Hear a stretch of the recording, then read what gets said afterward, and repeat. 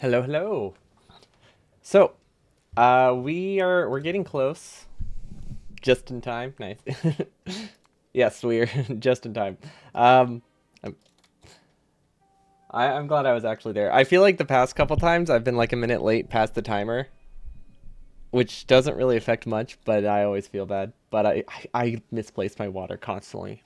Anyway, I realized I haven't done any calculations on how many undergrounds I need to produce per second in my main base. I've only done them on, or I had only done them on the outposts. So was looking through my production. I think we kind of have the bare minimum, but I think we should add a little bit more. Because it's like, with what we have right now, I think technically, if things run full speed, we can produce uh, 2 to 4 undergrounds per second, depending on which tier of stack size we have. So somewhere in that range.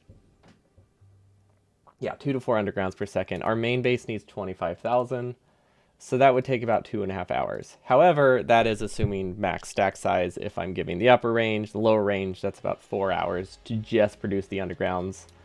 It is excluding outposts for mining, which add another about 5k. You're mostly speaking about, yeah. I was mostly talking about how I arrived late because that as like a, oh, you were almost too early kind of vibe, because I always mistime it. But I did not explain that at all. But yeah, we need just a little bit more undergrounds, because basically we produce a lot of undergrounds as soon as we get bots, and then we do not expand it at all until we get to the outpost, outside of getting stack size upgrades and like prod modules. Actually, I don't know if prod modules have any effect. I'm not sure. Yeah, they have a slight effect, but not a ton.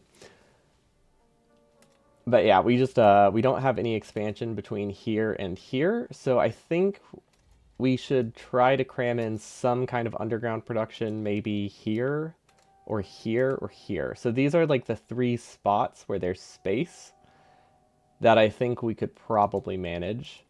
Earlier the better, so I'm thinking these two are reasonable. This one I think is a bit late, because by this point we've already placed half of them. Well, actually, that might not be true.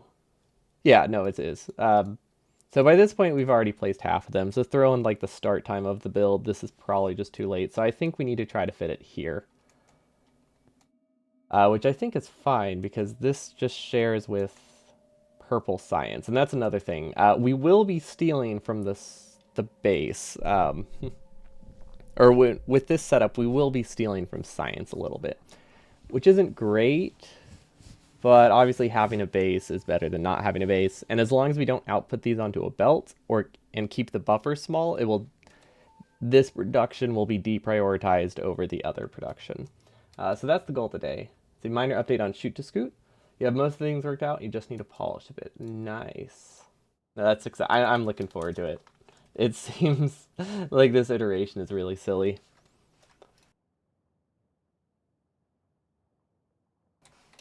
I am wondering, would it be better if I played it without like any movement speed at all? I feel like that would might get tedious, but it does add some risk. But I feel like I would get around that by just reloading saves, so maybe it wouldn't really change much. But like I would have to actually do math to figure out how much I have to take, how many shots I need to take to get to the iron patch to get more bullets. It would be kind of silly. But yeah, either way, I'm looking forward to it. Let's see. Burner inserters theoretically we produce 4.8, and then it goes up to 6, something like that, right? Yeah, we produce 4.8 per second, and it goes up to 6. Spidertron seems a little wonky, but the tank is fine. Honestly, didn't even occur to me that it would work with the Spidertron. That does sound really wonky, especially with how its legs move. It seems just kind of trippy. But yeah, honestly, this part I think works pretty well. So yeah, we just need backup production. I think we're good. What's the staging that I have? Maybe one of these is actually earlier than the other. We haven't staged, I forgot, we haven't really staged the base. I'm pretty sure this stage alone is like 10k entities probably. Which honestly isn't awful. It's not great because none of it will run for a while. But it's not the end of the world, I don't think. It might cause problems with bot queue, but I don't know. I don't think they'll be that significant. Guess it depends if I have bots. If I don't have bots, then it's a problem. Or the resources. Oh, yeah, I guess the issue would be if I don't have resources, that kind of queue is terrible. But there's not a ton we can really do. I mean, there is a lot we can do for staging. It's a lot of work, so I don't know if it's that important.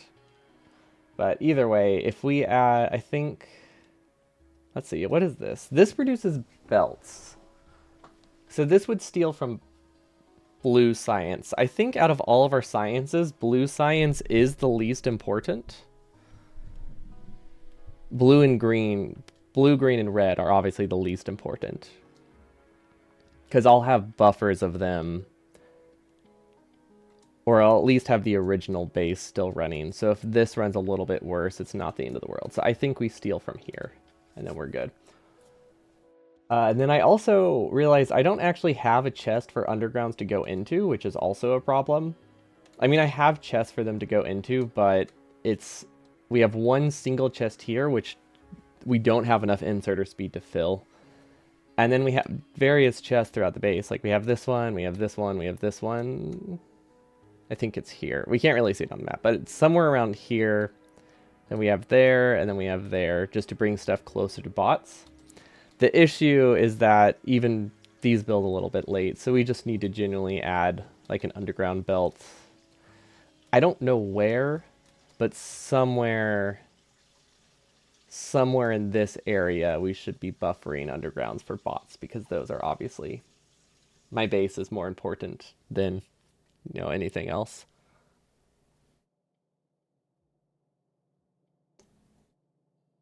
Worst case scenario, we just add a splitter. Wait, how the heck did this brown? Never mind. I know how it browned out.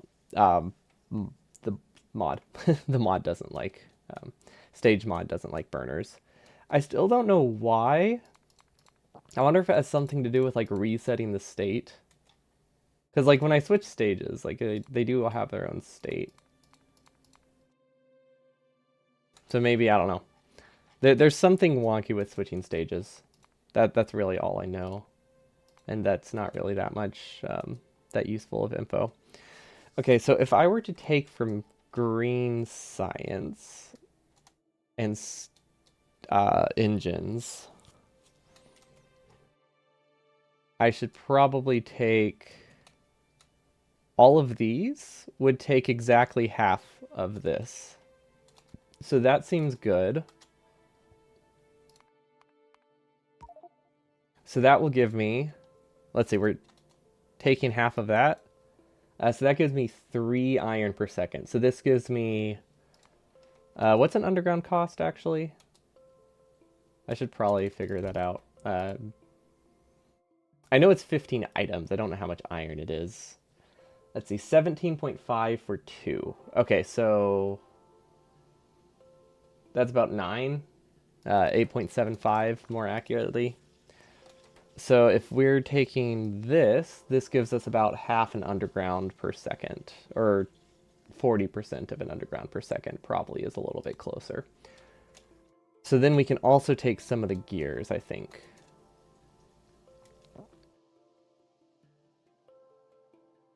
Ooh, wait. How do we... Okay, I know how to do this. We move this over, and we have a splitter here.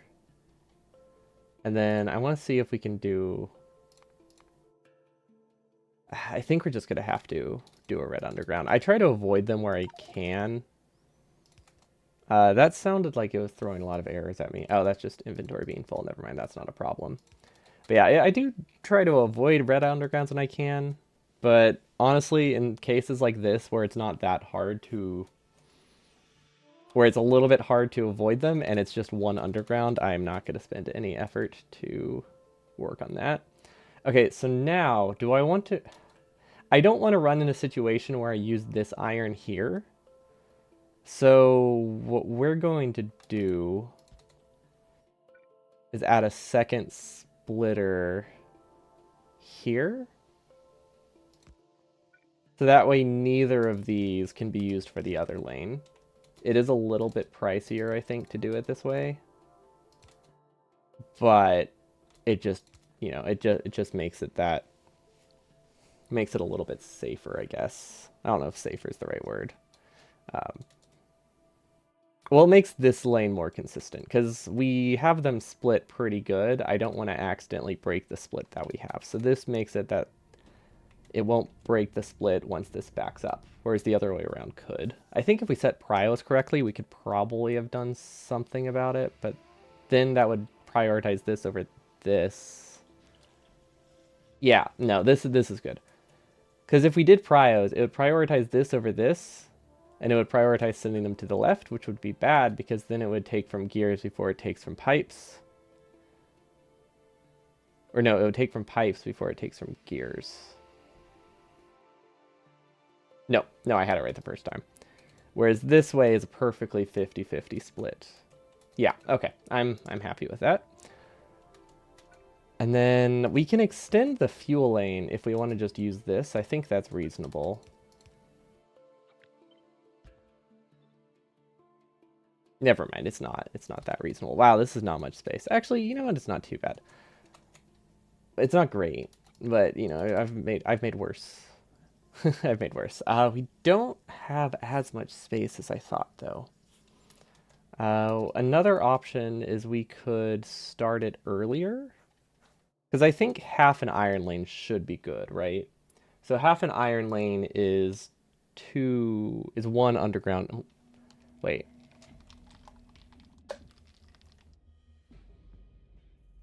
It's one underground per second, roughly. That's like a 25% increase. That's okay. It's not fantastic. What we really need is an entire iron. We really need just an entire iron lane. What are my other options? Or like, where are my other space options really that I could fit this in? Honestly, my options are too limited. I can't really be picky, can I? No, I can't. We just have to accept what we get. We might have to do like 2 separate sections that both give that much iron. Like, that could work. That's on the wrong stage.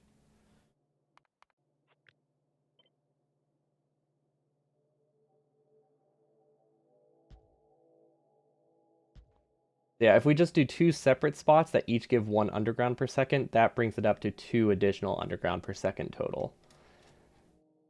Which I think is fine. So we're actually going to output prio these to the left.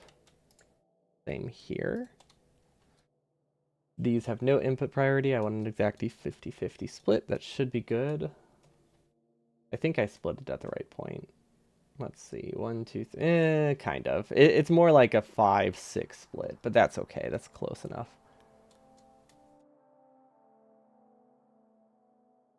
Yeah, okay. We'll start with just straight. Actually, now let's start with undergrounds. There's no point. We know how to do the entity savings on this part. We don't benefit from much trying to be lazy here. Okay, so unfortunately this is no longer on the same grid. So we do have to have our own fuel lane, but I don't think that is that big of a deal. And then we'll just do the undergrounds. Yeah, honestly, this seems reasonable.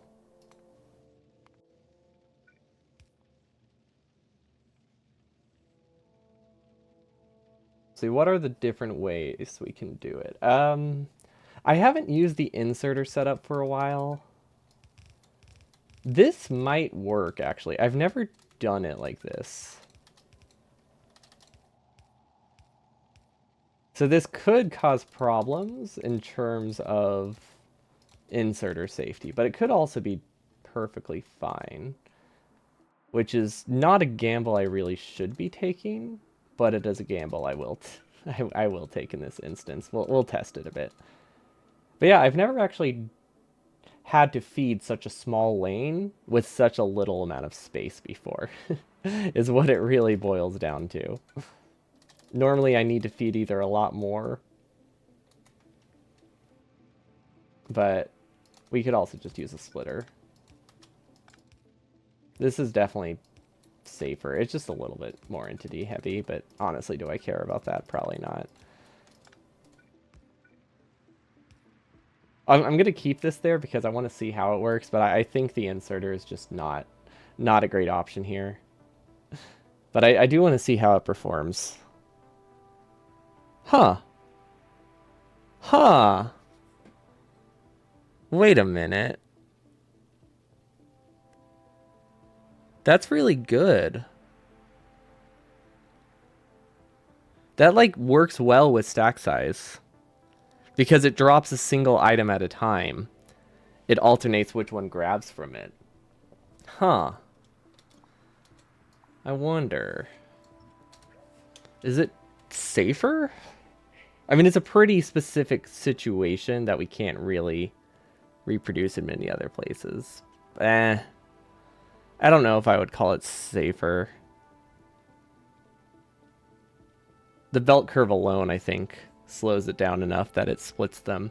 Because as long as if you can like stagger the two halves, make it that coal goes like at an angle rather than all together, or just one at a time, it seems to balance it pretty perfectly. I don't know. I think this is kind of funny, so I kind of want to use it. Is that a bad reason to do something? I don't...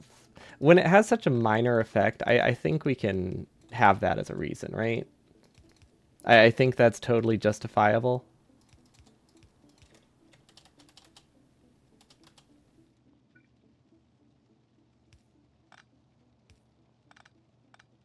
We actually need to shift this here. Yeah.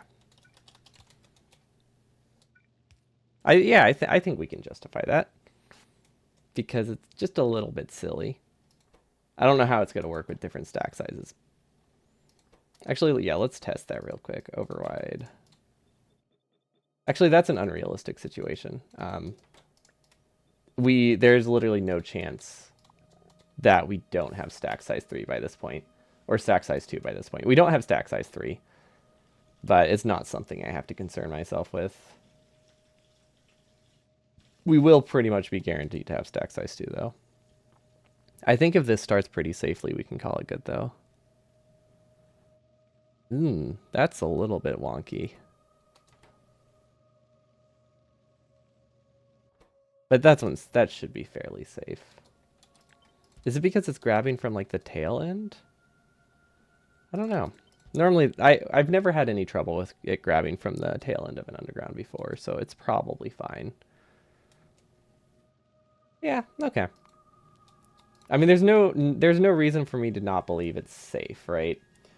Okay, so that is 1 underground per second worth of iron. Cool. If we can somehow increase our gear, our belt production, we could just use these belts. But I don't know how much this produces. Max that produces 3. Max this consumes 2. Well, I mean, I rounded, but it is basically 2. I'm assuming it doesn't go anywhere afterwards. Doesn't look like we have any form of splitter. However, these run at, if I had to guess, yeah, about 80% speed, which means this actually produces 2.5, which means this could produce, oof. Yeah, I think we're just gonna have to make more undergrounds. Because half an underground per second becomes, what is it, a third of an underground per second, or like a quarter of an underground per second, so we need like double this production. Or I'm vastly overestimating it, I'm not sure. No, we need like 2 or 3 just for this alone. So we need a whole belt assembler, which isn't hard to do. It's just something we need to do. So yeah, we can't be lazy and steal from that. Okay, is there another area where you can split off iron? I think realistically, splitting off of 2 lanes is probably a safe bet. So I think we do another lane here that splits off of steel. Also, steel has not been UP. This has not been entity saved at all in any way, which is interesting.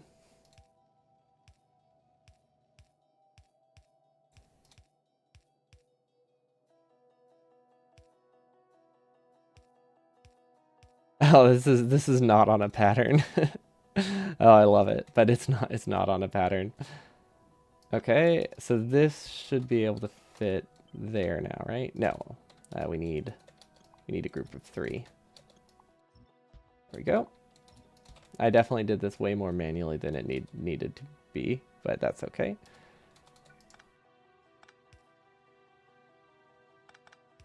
And then we can save a couple entities here. Not that important, but you know, it's also real easy. So now that we have this, we should be able to copy the halves to each other pretty well. So we can just copy this one, paste it down at the bottom. Because I don't see anything that weird here that makes them asymmetrical up to this point. They do eventually become asymmetrical, at least towards the end, but not at the beginning. Okay, so that works, and then we have this pattern that we can try to recreate again, or we could just say screw it and not go for the pattern, and yep, that's fine. They're different lanes, right? So therefore they don't need to have a pattern. Perfect. I mean, they are technically different lanes. They can't have the exact same pattern. So I might just be lazy, but that's not important. We've been working on this for like a few months. We can be lazy on some things that don't matter. Like a steel lane that won't be copied this late in the run. That kind of stuff is easy time saves in terms of how much time I spend on it. Okay. So, we want steel. And we want to steal the steel from here. I think is a good spot. So this will give me not quite a full lane of iron, but it will give me close to a full lane of iron, which is good enough. This is slightly annoying to get out of here. I think we're gonna have to. Let's see. We can go up,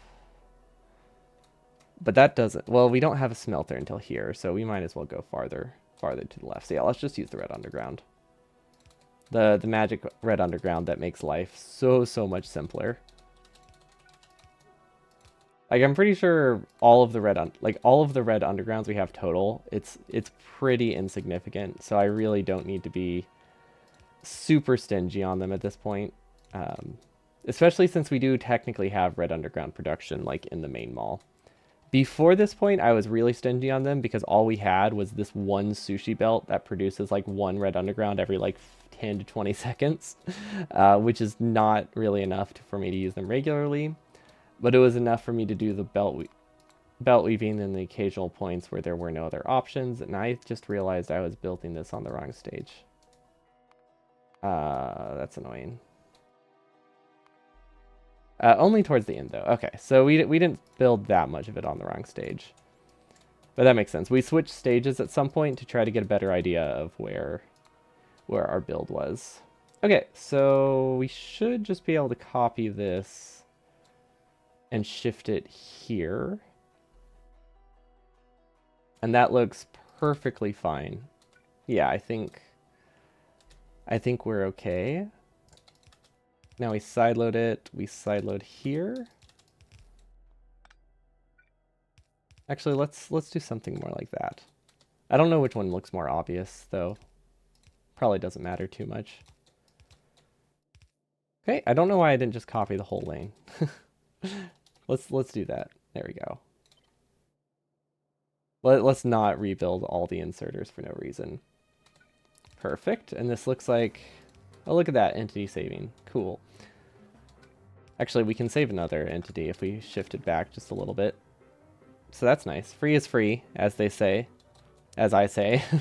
I say that a lot, I think, when I don't know why, but that's usually my go-to sentence for when we see a very easy entity savings that, has, downside. We're building this on the wrong layer again.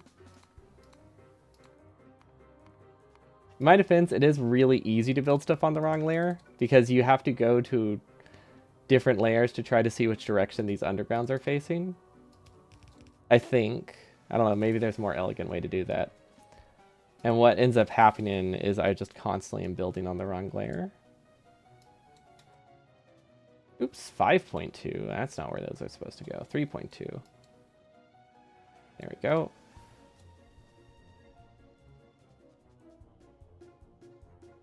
Okay, I think those are correct now. Yeah, that looks a lot better. Okay, and now we need fuel.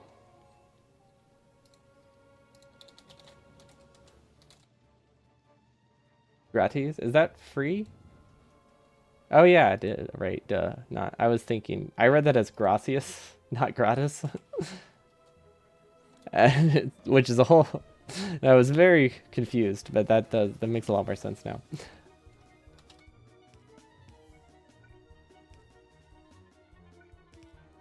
But yeah, when you write it like that, it makes it seem like an actual. Ah, I'm on the wrong stage again. It makes it seem like an actual saying. Everything's on the wrong stage. Okay. I think we're good. Yeah. Okay, we didn't build much, so it's not that big of a deal. It just, we were just talking about building things on the wrong stage, so it was a little bit unfortunate timing there. And then this is easy underground saves right here. Okay. And this one just genuinely looks a lot nicer too. Okay. So that gives us, theoretically, a whole lane of iron. We're sideloading on the wrong spot. We're sideloading on the wrong side. Whoops. There we go. Incredibly easy fix. Incredibly easy fix, but yeah. Whoops. Okay. You know what? I think we're good on space. I think we'll be totally okay on space. So now, we have 24... No, we have 15 iron per second. We have 24 furnaces, which is, I guess I should say, up to that much iron per second. We don't actually have that much iron. We don't necessarily have that much. It depends on how things back up. But yeah, we're definitely going to prioritize these, but we're going to give them a low buffer. I think that's a good way to do it. So that way steel runs pretty well, but when we need undergrounds, we can cut steel, which will cut mostly purple science. Or sorry, blue science. Because that should be one of the least prioritized steel lanes. Which, yeah, I said I don't care that much about blue science. It's nice and all, but during the part where my base is still starting up, there's not a ton of blue science researches we'll need to do that don't also require purple science or yellow science. And if we don't have undergrounds, we don't have purple or yellow science. So yeah, it seems like a fair trade. But yeah, we need to do a little bit of math. So for undergrounds, this is 1.5 each. And it needs 5. So it uses 7.5 iron from iron transport belts. And then 10 iron from the underground. Is that the math I need? Yeah, if I'm trying to like split the iron lane, I guess. So it's a ratio of 10 to 7.5. Why doesn't that divide evenly? 10 divided by 7.5 times 15? Well, other way around. Wait, 15. Yeah, we need to scale it down. That doesn't really give me that useful of info, though. No, that's not the ratio that I need. 17.5 over 7.5. That's what it is. So I need 6.4 iron going into underground belts. Okay. This is such a backwards way to calculate this. But that would be three. No, that would be two assemblers if I can run them full speed. Which is a big if, but actually, is it a big if? It might not be a big if. Because yeah, each one of these can consume up to 4.5 iron per second, right? Oh, it's auto-saving. So yeah, we should be okay to do two. We can't use like a speed mod, unfortunately, because burner inserters. We can get, if we use a prod module here, we can get slightly more undergrounds. I guess we might as well do that. It's not that big of a deal, but it's also not that expensive, so seems worth it. Now we don't really need, oh wait. No, what we need is two outputs, two inputs, one input. Okay, so something like this. We don't need to stick to a coal grid, so this should be fine. Now, we might be able to direct feed into an underground assembler. Let's see. Actually, do we want to direct feed into an underground assembler? Because we also have this option. And what this option, what this allows us to do, it's kind of expensive to do it this way. But this does allow me to also use this for up to, well, if they're running full speed, up to seven and up to what is that? Six underbelts per second, which I don't think we need, but there's not a huge reason not to do it this way. And then if we have an internal buffer that's pretty low, we should be fine. Honestly, these chests aren't expensive. Why do I care? They genuinely do not matter. So yeah, let's just do that.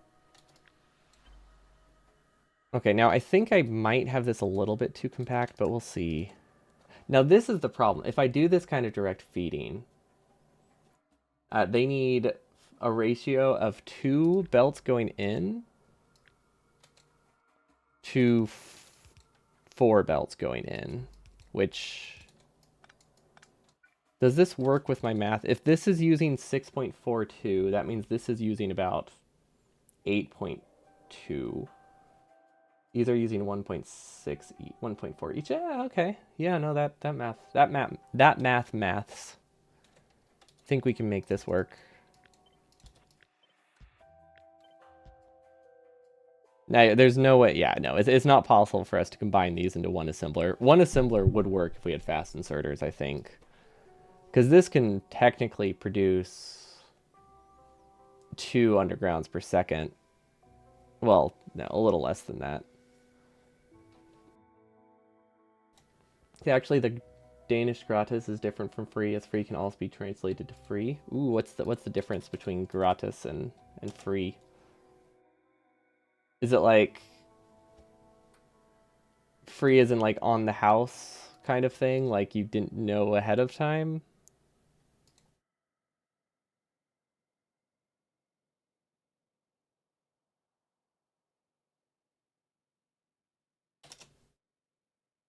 Or is there just, or is it just a different word? But I imagine there's some distinction, right? This doesn't work.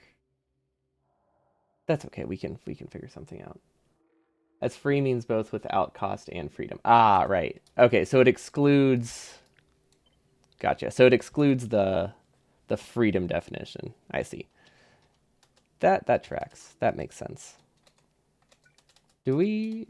Yeah, I guess. I mean, we don't really have another. We would say like on the house or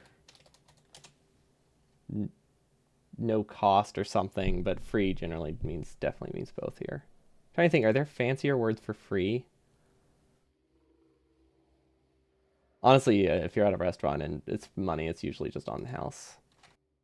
That one is used so much. Hmm. Does this work? Um, I don't see a way to get coal here. Oh wait, never mind. This is an iron lane. Oh gosh. Okay, so iron is here. Er, this is... Oh, wait. Should I just use both halves? I should probably just use both halves. But, like, part of me just wants to see if I can make it work with this design. Oh, this is not worth it. Okay, so these need to be iron. This could be a shared iron and coal, right? Oh, wait, these... Oh my gosh, I completely forgot inputs to this. Never mind. Yeah, these need fuel. Unless I want to put them on logic. Then things get a lot easier. Yeah, let's just do this. We'll and then we don't need to put them into a chest. We can just buffer them down here. Okay. Yeah, let's not overcomplicate things. I mean, to be fair, that was like an overcomplicating thing that I knew I was overcomplicating it. It was more just like a can I do it? Before realizing it's not worth it. I probably could have figured something out. It was just need to split it. Plenty of words have double meanings, which is why translations can be hard, in particular jokes that rely on those double meanings. I have so much respect for translators of movies who manage to find some joke that works.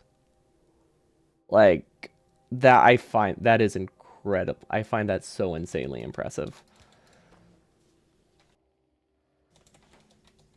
that they somehow managed to make that work. You know what? This actually shouldn't be too bad. Especially if they actually somehow keep like the same pun, not just like because a lot of times they just switch it to a completely different pun.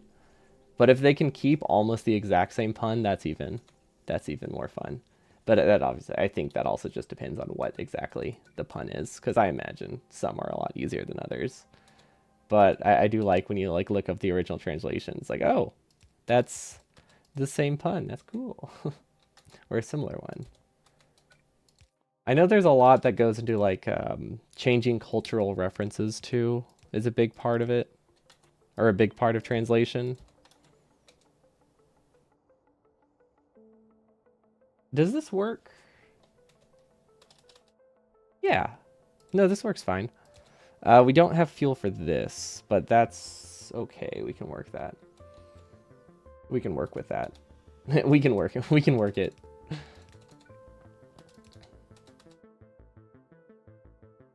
I guess we can just do a splitter here, and we can send some of them up. Let's see. I should really just use the splitter here. We already did the fun inserter going to a single thing setup.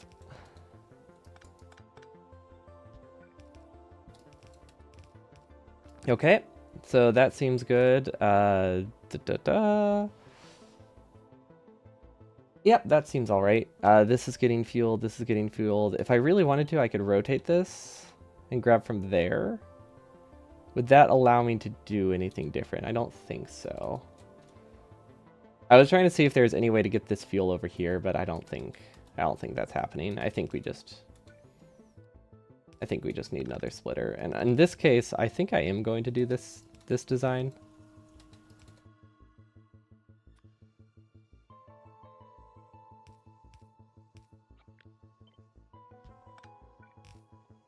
Just for that short stretch.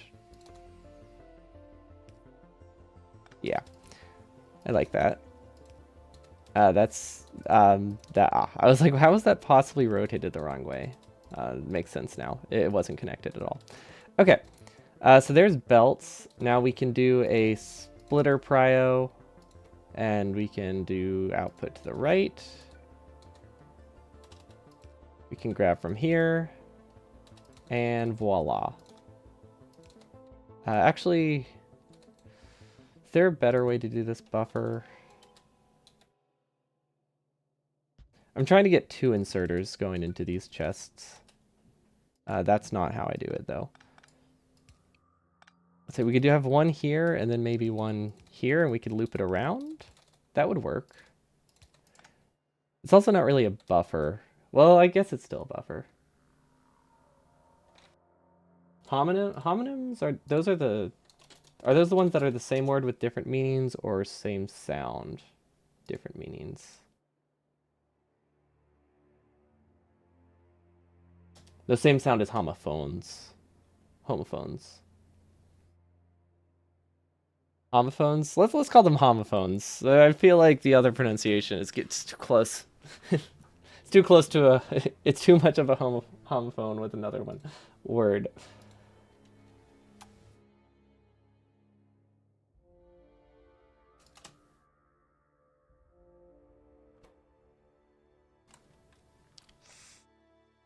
But yeah, it is homonyms. I was just wondering which one was which because I always confuse them.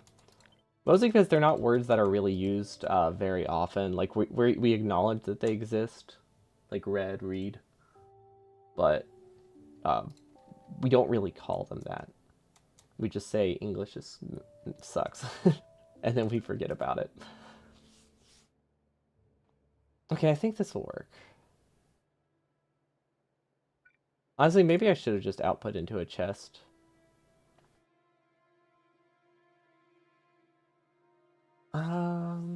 Yeah, yeah.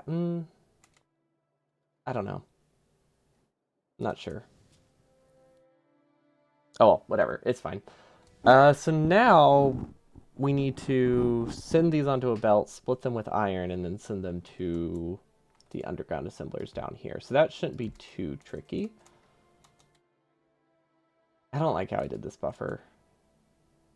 But on the other hand, it's fine. Like this can do three regular belt per second, which is a lot. Uh, like two inserters. Well, it's more like 2.4, but it's pretty good.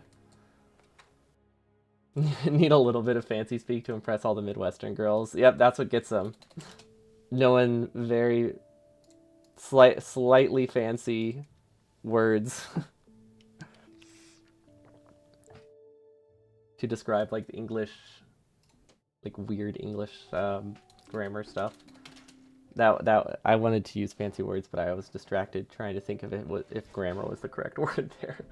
There was a word that I learned recently called schwa, which I thought was really funny because my sister and I just say that to each other. Like we just look at each other and we say schwa schwa schwa schwa schwa, like pretty frequently, just as a random sound. And it turns out a schwa. I don't know if it's. I think it's a noun, but it's also a word to describe a certain kind of unemphasized sound when speaking. Don't know if it's when specifically speaking English, but it describes just basically churning any vowel into like a sound, uh, like the stuff like that, and instead of like pronouncing it like the letter it is. And I think that's cool. I just have never heard that before. It's never come up in any English class, and I just thought it was really funny because we just lived our whole life thinking we just had a cool word, which admittedly we still it's considering a word is completely unrelated and we've never heard this one before, but still it was fun. Homographs are words that are spelled the same but have different meanings. Wait, is that different than a homophone then? Because I cannot figure out what the difference would be in that description. Each of the two or more words spelled the same but not necessarily pronounced the same and having different meanings. Homophone, they have different pronunciation, same pronunciation but different meanings. Or homophones can have different spellings. I did not. Okay, I thought they had to also be spelled the same. Okay, so yeah, that's the difference. So I guess read and read would be a. Which one of that would be that? That would be a homograph then. Is it like a squares and rectangles thing? Can things be multiple? I'm assuming there's like a. There has to be some kind of Venn diagram with like an overlap between them.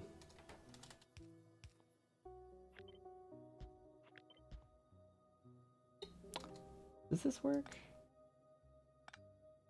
8/8 is a homophone. Okay, and then read/red would be a homograph. But red/red would be a homophone. Okay, I get it. I thought there were only two words. Didn't realize there was a third one thrown in the mix, but they do make sense.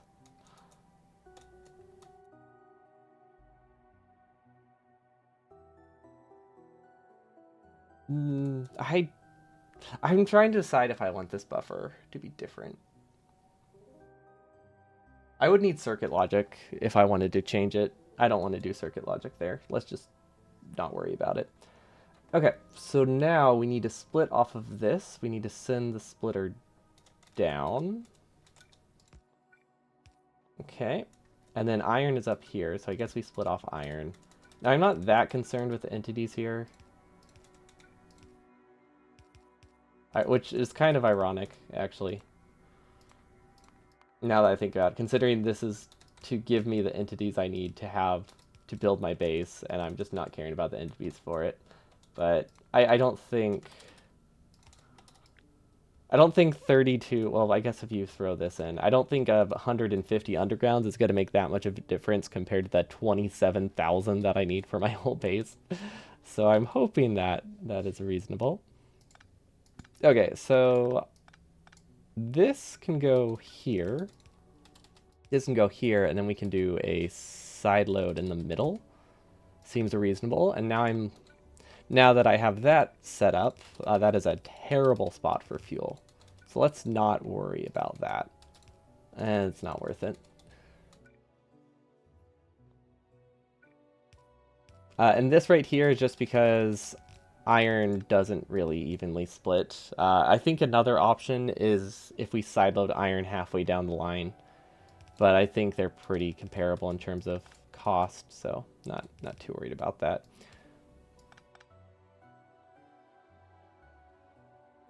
Well, now that I see where iron's coming from, I think it makes a lot more sense to do this vertically. Input, input, input, input. This needs to shift down one. Input, input, input, input, input, input, input, input. Okay, so we were able to get... Oh, but now we don't have outputs. Now we don't have outputs. Let's see. We can move whatever this belt is, I think.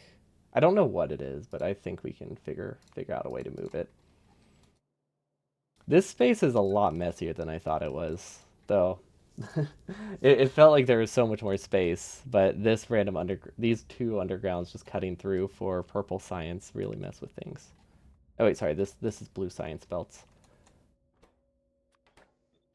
Okay, so this should be able to produce as many undergrounds as I reasonably can with this amount of iron, right?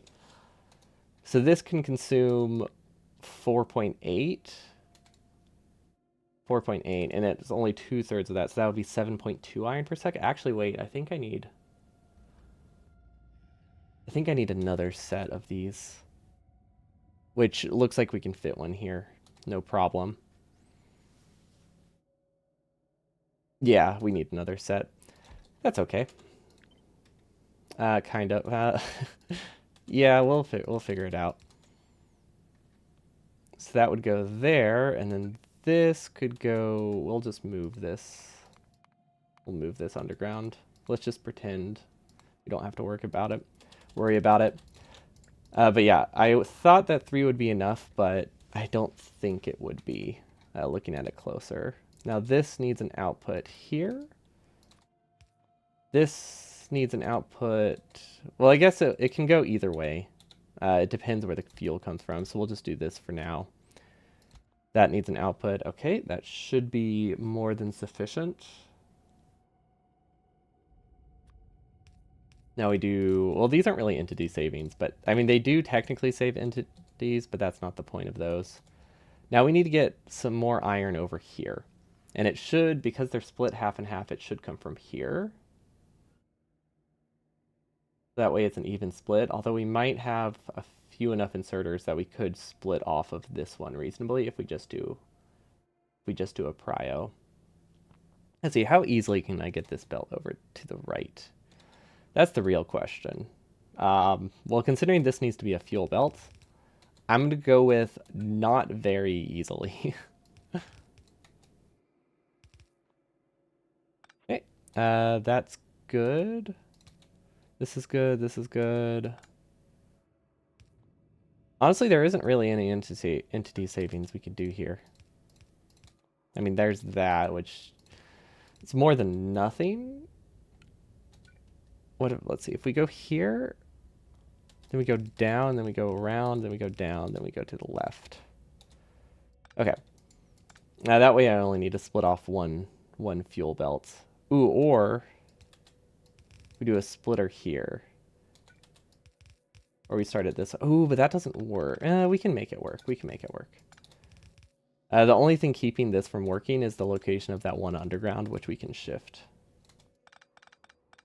Okay, so now we should have undergrounds only going towards them. They're not grabbing from the exact same spot, so that means they're relatively safe.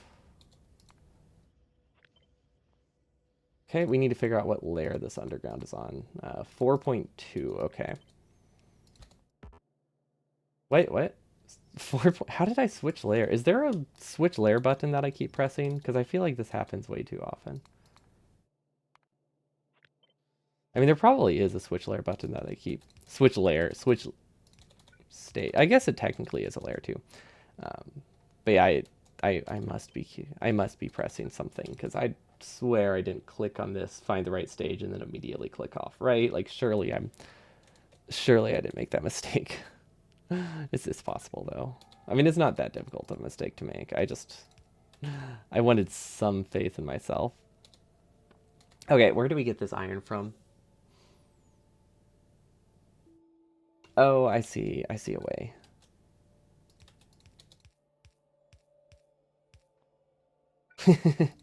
If anyone's wondering what this is about, uh, undergrounds have trouble grabbing from corners. So this right here, just to make it a straight edge. It probably would be okay once it backs up though, so maybe I should just do this. Because it's not self-feeding, so it's not the worst thing in the world if it tries to grab from a corner.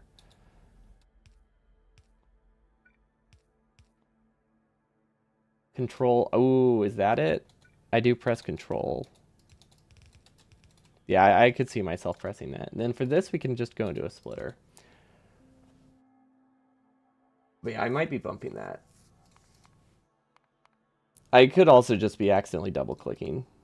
There's lots of possibilities. All of them are all of them are skill issues on my part.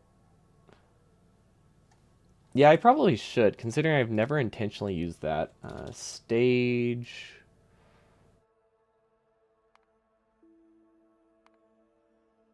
Go to entity first stage. Yeah, I'm never gonna middle click on accident. It doesn't work for me. Yeah, that should work. Why splitter and not two belt? These run a little safer, and it's less entities, if I can afford it. It's not, I don't think it's that important to be safe here. Ooh, wait. Will this silo correctly? No, but that would have been cool. But yeah, inserters don't like grabbing from corners, and this is where the density is going to drop. But I guess we're probably not limited by inserter speed, so I doubt it matters much. I'm used to designing around having my inserters barely being able to keep up, but ideally this stops running as soon as it gets stage stack size 3, so I genuinely probably don't need to care this time around. But yeah, this is messier than I would have liked, but that's okay. That's what happens when you realize you undersized undergrounds by like 30%. Halfway through, not halfway through, almost almost at the end of the base. We can save an entity here. That's kind of cool. There we go. I forget, there is one spot throughout my base that we regularly use the splitters in this design. I don't remember what it was though. Oh, I know what it was. We use that design a lot here. But that's because they're self-feeding and it matters. That's why we use it here. Or we were getting. But we move it farther up so that way we can add a second layer of logic. The logic here is a mess. We need the inserters to have two separate sets of logic. So you see two more belts you can save. Oh, hell yeah. Two belt saves. Let's see. If it's these are not savable. But if it's somewhere else, we can do it. This has to do with weird burner inserter stuff, though.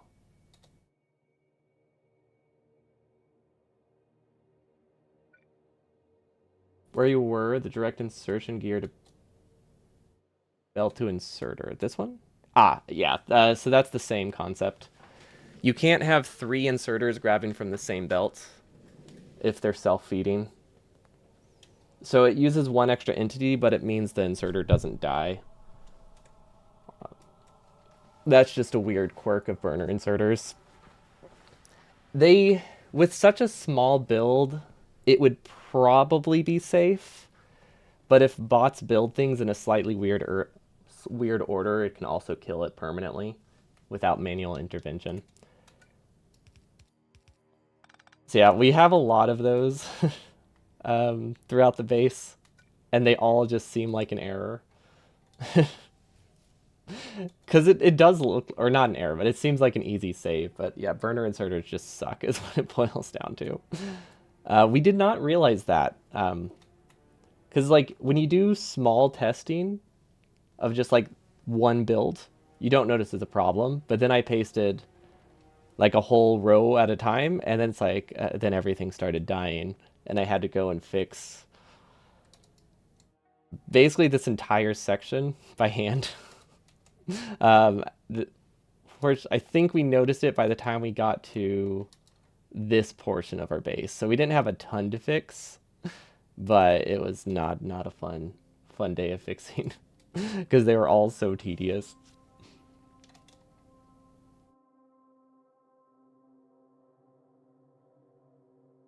We split this early. Oh wait, we had to shift it down so that way we could sideload this here. There's definitely a better way to do this loop. But it doesn't matter that much, does it? Because like if we just sideloaded iron halfway down, or not even halfway down, like a third of the way, I don't think we would need to split it. But then it would have had to still loop, so I guess it wouldn't have been much more. Yeah, never mind. It wouldn't have saved many entities, so it's not a problem. Okay, so that's undergrounds fixed. Now we need chests for undergrounds, and this is early enough that it helps, right?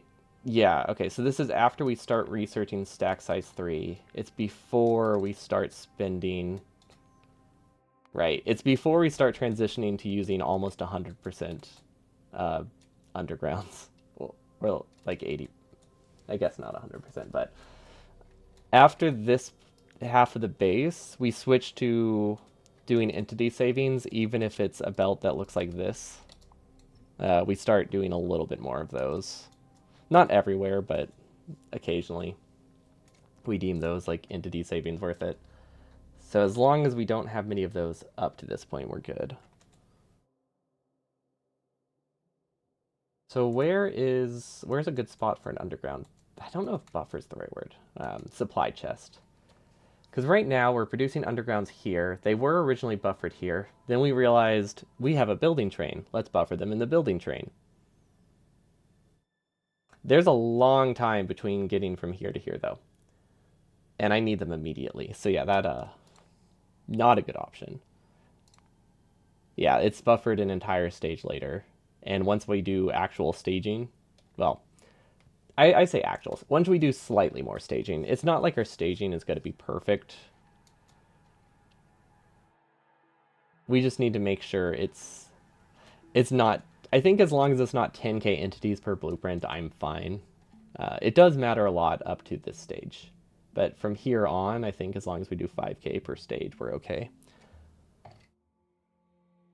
Because I think that's actually, I think 100% aims for like 5k or to 10k per stage. It's really when you have like very limited bots where it matters. But yeah, they're produced here. So we have this splitter. We could probably do. Who should we? We could do them in a lot of different spots, technically. Like I can buffer. I don't know if I can buffer them there. I could try. It will work when it backs up, but it doesn't like. It won't like grabbing from that splitter. I might be able to. Can I rotate this?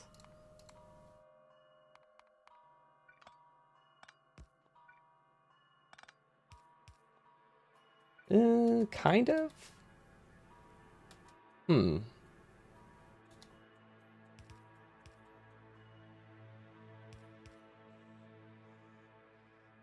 It does work better. Is this a pure belt? I guess that's the question. Yes, it is. I'm actually really looking forward to filter burner inserters. There aren't that many spots where they're useful, but the spots where they are useful, it's just such a nice quality of life. Especially for trains. It's really useful for trains. Pretty much entirely useful for trains, to be honest. It means I won't have to recycle fuel when I'm unloading the train, which makes the train station a lot more compact. Because they will grab the fuel they need to fuel themselves, but they won't put it back on the belt. Okay, so that is 1/4 done. We need 4 inserters total.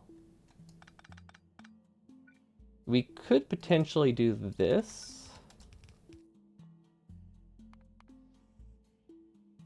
And that brings us to 2 inserters. I don't like how this is prioed over red belts, but I don't... Wait, what the heck? Okay, never mind. It definitely... It's not just me pressing Control Shift. I also am just genuinely clicking on the wrong stage sometimes. This goes to Red Undergrounds. Okay, so this is mostly gear limited. So we should be okay. So what we do is we now... we prio... Ooh. You know, I don't think we need a... Do we need a prio? I don't know how... I don't think this produces... No, this doesn't produce fast enough for us to do it here. Never mind. I mean, we can do one there, but there's only one combined into that spot. I thought it had more going into it.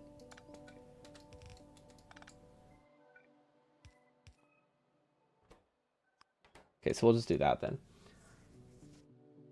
So we really need a... Okay. Let's follow a different stage for now, because we can actually see where the belt goes, because it's full. Okay, so this... Interesting. Wait, what is this? Is that really where trains are side-loaded? I mean, it's not where I add trains. Oh, I add trains over here. Okay. I think that was just to tell myself, hey, you actually have trains on this belt. A combinator would have been better, but it's fine. Yeah, this is why I want filter inserters. Okay, how do I do how do I do this?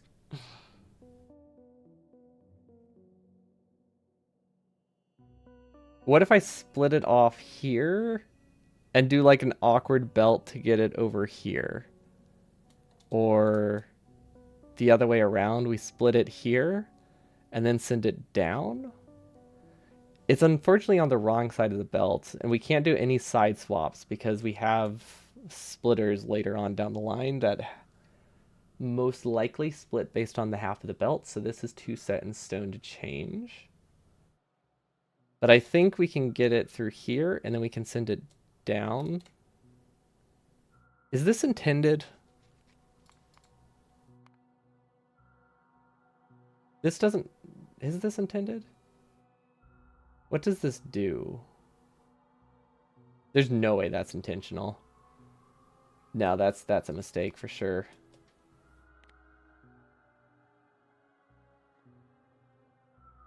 Yeah, I don't see a world where I would have intentionally told myself, hey, you don't need roboports for the first 2 hours. Hopefully staging tests will highlight those mistakes. But yeah, our builds just are gonna be getting progressively messier just because the amount of space we have to work with is gonna keep getting smaller. But that's fine. We'll manage. Gosh, why is it so hard to get this out of here? I mean, it's the issue is because I need like a 4x4 area at least, probably like a 4x6 area just to get 4 inserters into a chest. Uh, and I have to be able to filter out the non-undergrounds.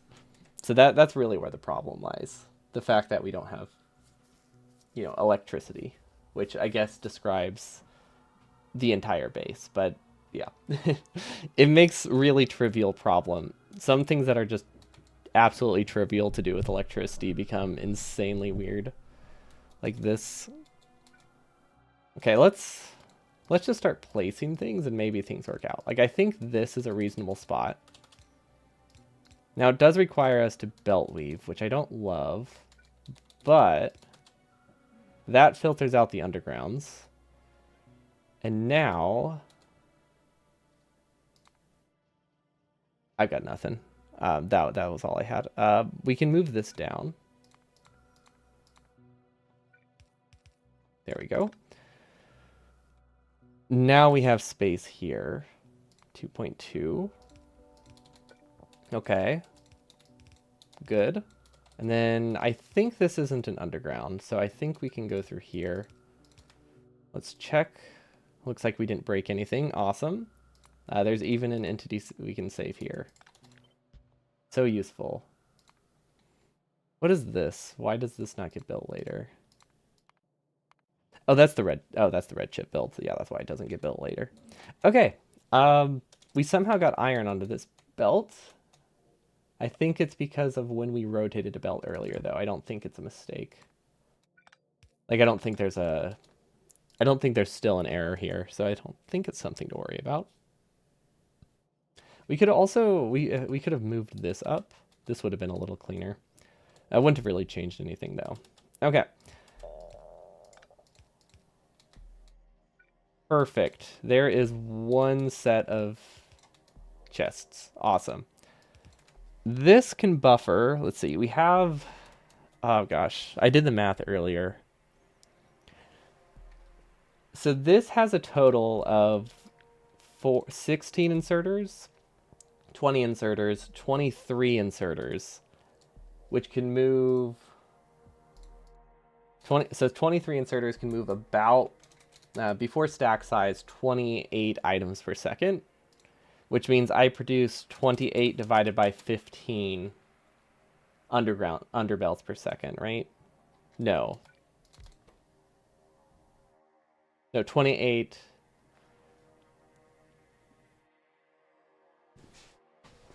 Yeah, no, that's right. Right? No, why am I... No, I don't need to divide it by 15. I need to divide it by... Yeah, because we're entity limited, not resource limited. So I divide it by the total entity cost, or the total input cost, not like the actual iron cost. So yeah, it is divided by 15. So all of these combined produce 1.9 pairs of undergrounds per second. So we then multiply that times 2 to get 3.8 undergrounds per second, which would take 4 inserters. And then once we get stack size 3, we potentially get an increase of, it's not 50%, it's like 1.4. That bumps it up to about 5 underground per second. Because I think by that point, a lot of these will start backing up, so the iron can go to whatever needs it most in that burst, which should be undergrounds. But looking at the belt... Oh wait, yeah, looking at the belt, that seems accurate, because these do get plenty of iron. So yeah, we should be good.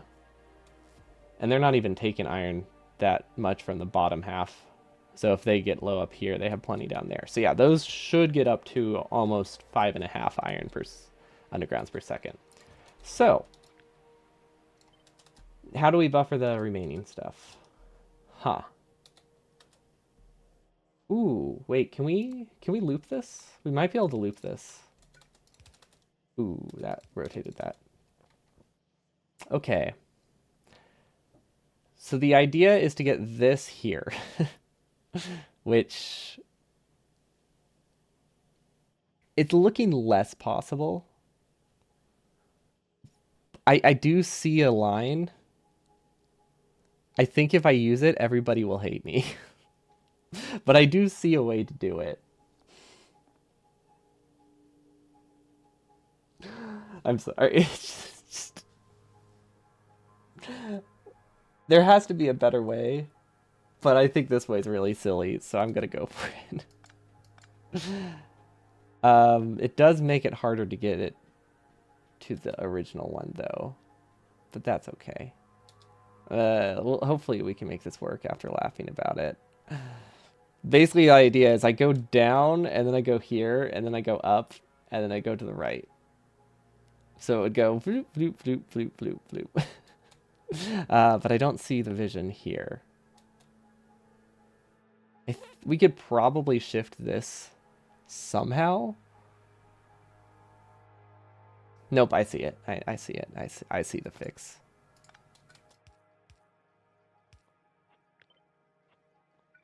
Okay.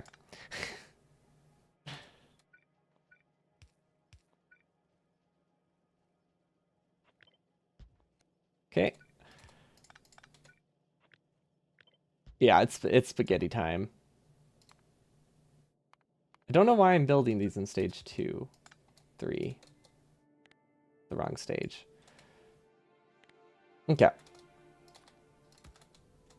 Nailed it. Okay, so that one's good.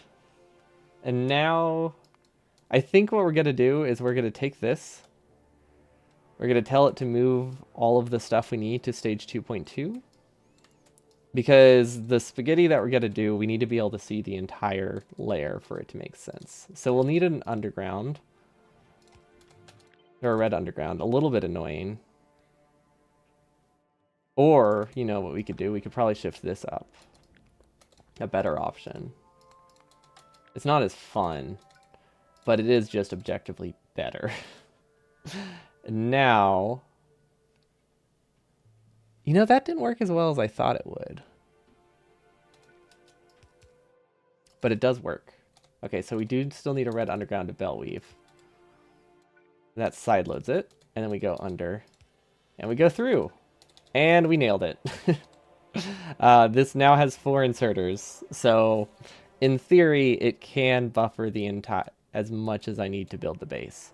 Now, the next question is, do I want this to be the priority, or do I want it to be 50-50?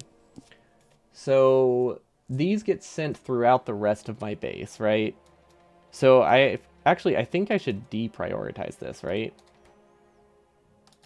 I think I should deprioritize it. Because looking at it, this goes here.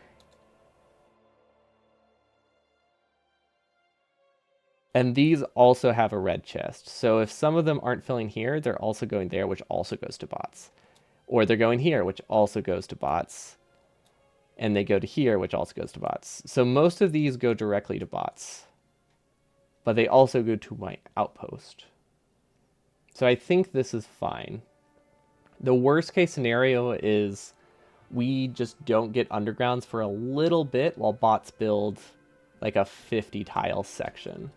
It's impossible to fight biters. You keep moving away too fast. Oh yeah. You're gonna just kind of have to like fire and every other shot just goes away from the biters. So I guess dancing is not going to be a thing, huh? I will say, having played the original version, it was also very difficult to fight biters with my controls reversed. So I imagine they both have their own problems. But yeah, I can't imagine it's much worse than that, right? I don't know. It could be a lot worse. It could definitely be a lot worse. But maybe it's also better. There's always the chance that it's better. Probably not though. I think reverse controls is way better than just not being able to get there at all. But hear me out. You grab landmines, you grab a shotgun, and as you go backwards, you drop landmines in front of you. So you just do the landmine strat, but away from biters. And I don't know if that would work. I'm not sure if you can shoot a landmine. If you can shoot a landmine, the entire plan is ruined, which would be quite bad. Also, I think this needs a side balancer.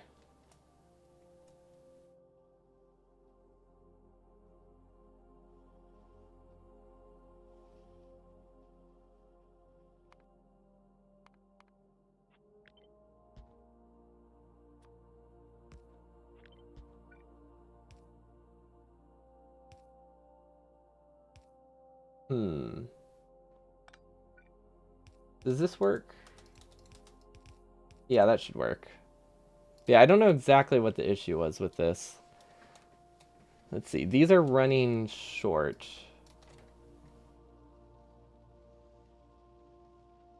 Huh. Is this built wrong? Is that split the wrong way? No, this is weird. Maybe it's not designed. It might not be designed around an entire lane of green chips. That's actually completely reasonable. Should I have the belt balancer? I should probably have a belt balancer for both of these, actually. If it's not designed around a whole lane of green chips, but I have some things being side-loaded weirdly, I should definitely remove those side loads. Or not remove the side loads because they help a lot, but I should balance the side loads because they will not be self-balancing. I don't know if this makes it self-balancing. It's better. It's better. It means up to 7.5 can go in each direction, as opposed to what it was before, where 6 could go in each direction and not use from the other side. So yeah, that's all right. Apparently, the best strat seems to be getting stuck in the middle of biters and shooting in all directions. You just turn yourself into like a Beyblade. I like it. Okay, more chests for undergrounds, inserters, and belts. Okay, so I think inserters are good. Let's see. We have a single belt for inserters. That doesn't seem good to me. But I thought I saw something I could use. Yeah, I think we need to just increase our internal buffers. Well, not an internal buffer here. That just buffers an entire... I mean, that's... Okay, this is 10% of what I need for the entire base. And then shortly after, we do buffer here. So I think... I think the fact that we have any buffers at all is probably fine. Because we do also have the original build, which I think has... Yeah, this also produces three inserters per second. So buffering 1.5 up here, I think is fine. They are a little... These are closer, though, so these are better, but... We really just need enough inserters to get us from here to here, and then here to here, and then here to here. So that's where we have our building chests to get things close to bots. So I think these aren't as critical. It's not as critical as the undergrounds, which genuinely just did not have a chest anywhere in the entire base, which you can imagine is not ideal. Okay. Now I'm still missing storage chests. I don't really know how many storage chests you really need in your base for a 100% run. I also need them to be filtered to use wood, because I do need power poles, at least to get us through the start of the run. So obviously the first ones are going to be here, which is easy enough. I only have a single power pole assembler, actually. I'm hoping that's fine. It might not be. Let's see. These are designed around... Ooh. Is that fine? Hmm. I might need to change that. We don't make medium electric poles. We don't produce those in our base. Like at all. Why are they in my power plant? Huh. Hmm.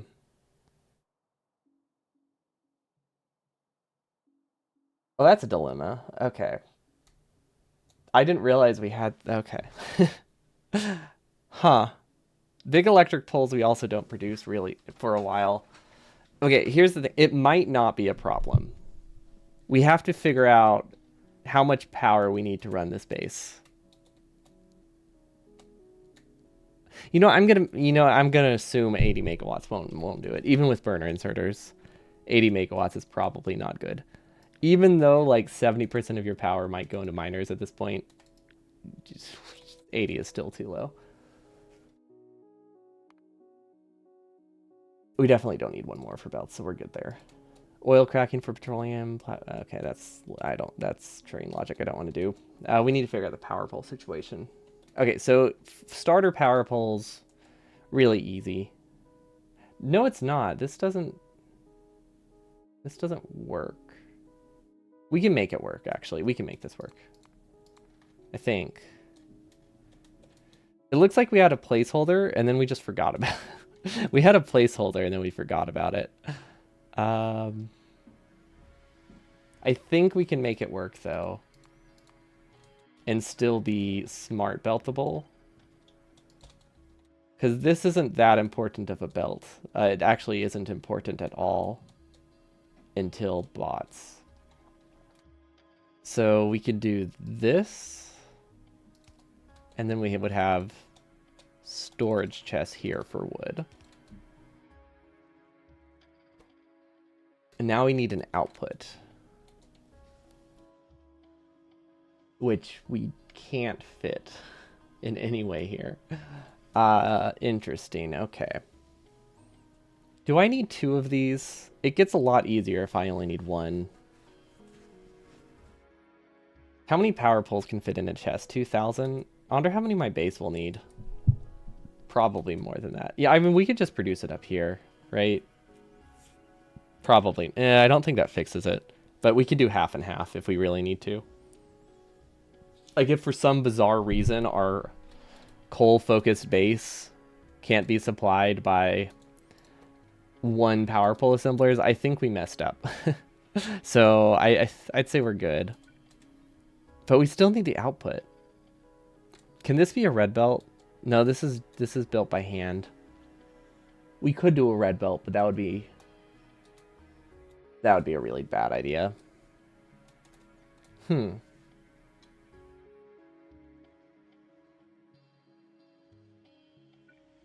we stagger this? No, not with that splitter. Huh. How did I just completely forget about these? I mean, I know why. I haven't placed any power poles. Obviously, I forgot power poles existed. How much does this produce? I could actually cut one of these. I don't think this needs a full lane. Because we just give it prod mods and then it starts to run full speed. And before prod mods, we don't need nearly this many circuits. Actually, wait, no. Full speed is not the right word there, is it? This might be a full lane, but I think with stack size limits, it's actually not. It's hard to say. But we could probably afford to cut it. That would let us get power poles. Where else could we do them? We obviously want them somewhat prioed, and it needs to be easy to hand build. Yeah, whatever. We'll think about that a bit. We also need medium poles. Copper, sticks, and iron. Okay, so copper, steel, iron, sticks. We need big electric poles a lot earlier than we have them set up. Which is copper, steel, and iron sticks. Wait. There's a chance I have a small, big electric pole production. It's not a great chance. But it's greater than 0. Because I thought I produced something over here.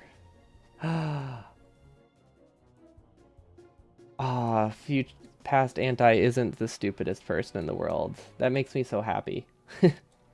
He's only a little bit thick.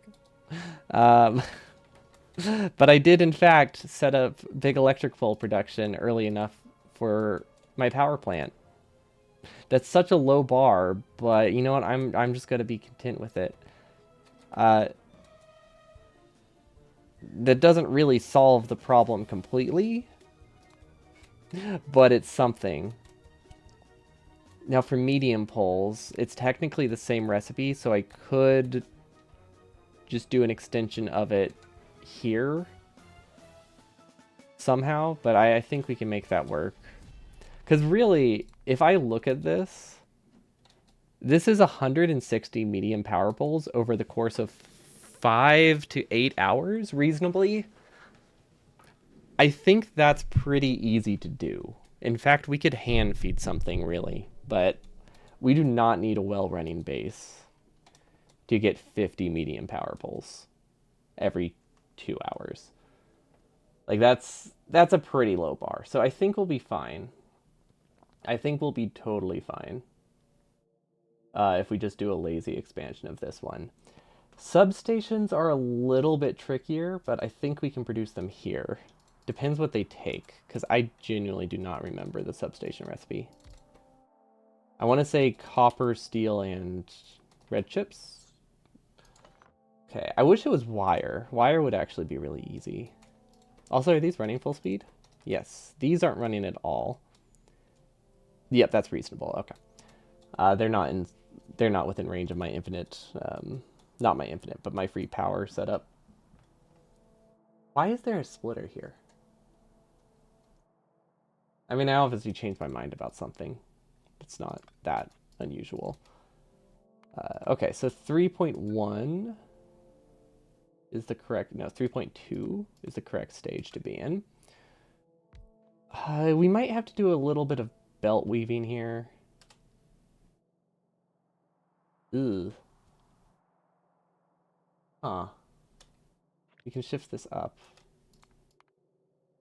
All of the coal I try to keep on like a really early stage.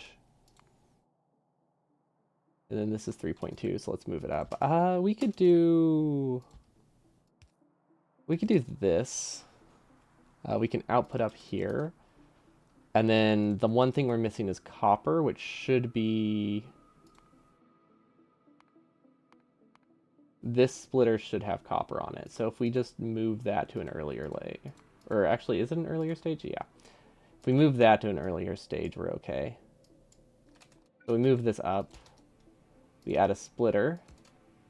We do this. We do this. This doesn't work. This doesn't work. It almost works. It almost works. The issue is that it is not safe by any definition. So, we could come from a different side. We could add logic to it. Those are our two options. Unfortunately, the logic here is really... we don't have a ton of options. Let's... this is steel... Yeah, steel and sticks is kind of hard to get. Which sounds really weird. It just... there are two things that require a very large amount of inserters to produce a really small amount of. So they're really bulky. That's really what it is with sticks. It is one of the bulkier builds I can do with burner inserters. So it's always tough to fit anywhere. What if I... Okay, if I have... I could have this go down here. And then copper can go to the side. And then what's on this belt? This is iron. If we sideload the iron earlier, and we send it through here, we have enough space. Okay, yeah, that'll work. So we sideload the iron on top here. And we don't need this anymore. We do unfortunately need a red belt. Ooh, well, that's fixable. That's, oof. It's not fixable like that, though. Let's just do a red belt. In that case. Okay, so this might not actually need a red belt anymore. Nope, still does. There's probably a way to... Yeah, there's a way to save the red belt. It's really easy.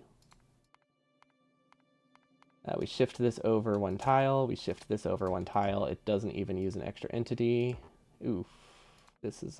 Stage mod is not going to like that. Hold on, we have to do it a different way.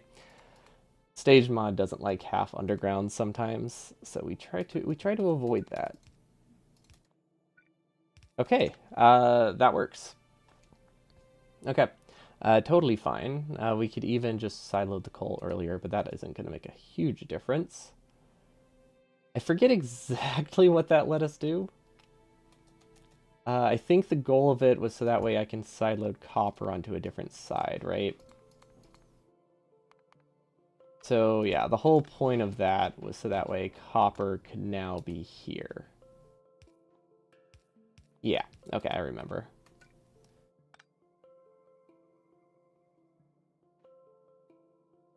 A little bit weird. In fact, I don't exactly see the line. Maybe I do two splitters? Could I do two splitters? Not really. So this needs to go up. That needs to go up there. And then it also needs to go down there, which we don't really have the space. Oh, wait. If I delete that... Oh, but that's the one that I need to keep. This is the one that doesn't work.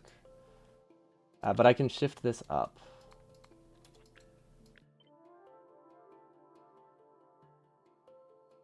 I can shift it up to there. You know what? I think that worked. I think that was just good enough to be fine. And now we go into an underground. And then we bring this one down a stage because I don't like the split ones. They're very confusing. They make it really hard to change stages later.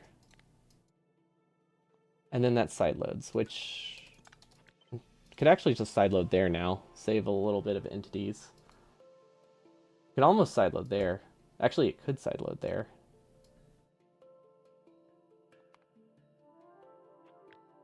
So we move this a stage, we move this over, we move this over, we just have this go straight up, and we're good. Okay, that's a little bit better. I don't actually know what this builds. I think it's piercing rounds or something like that for combat bots, or military science, but probably combat bots. Which is weird, it's not produced anywhere near military science, but that's okay. Okay, that's a good start, and now we can build this in a safe way. Awesome.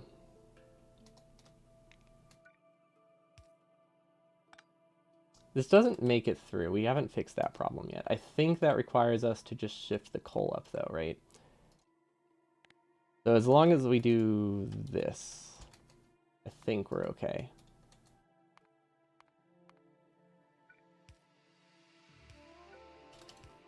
Yep. Okay, that was not ideal, but it worked.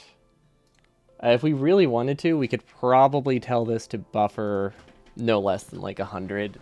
Or we could count these, but I think just keeping a buffer of 100 is fine. Because they're pretty much exclusively used in the power plant. And maybe randomly throughout our base when we just need a random medium pole, but I don't really see myself using them a lot. Which is why we are okay with such a messy setup. Okay, so now substations. We also need to produce probably by 3.2. Because I think hand-built power, or not even just hand-built power, I think our original power plant, we're going to have a hand-built one for like 80 megawatts probably. That will keep us going well through bots. And then we'll have one build that's just a standard coal-powered plant. Or maybe just a standard solid fuel plant, one of the two, but it's not going to be direct fed using like steam turbines to get us up to this point. So that only needs to get us to stage 3.2, which is before labs go online. And most of this won't run much. If I look at the actual power consumption, it actually it thinks that I'm going to be using way more power than I am. So maybe I should be moving this a little bit earlier. Because I can reasonably move these to an earlier stage, right? Like, I could reasonably start producing big electric pulse as soon as bots come online. Which would be 2.3? Except we don't have sticks until 3.1. So we'll at least do... Oh, that's a huge difference, though. That is so much less of the base. Never mind. Yeah, that one stage is way bigger than I thought. So we will move everything that we just did. This,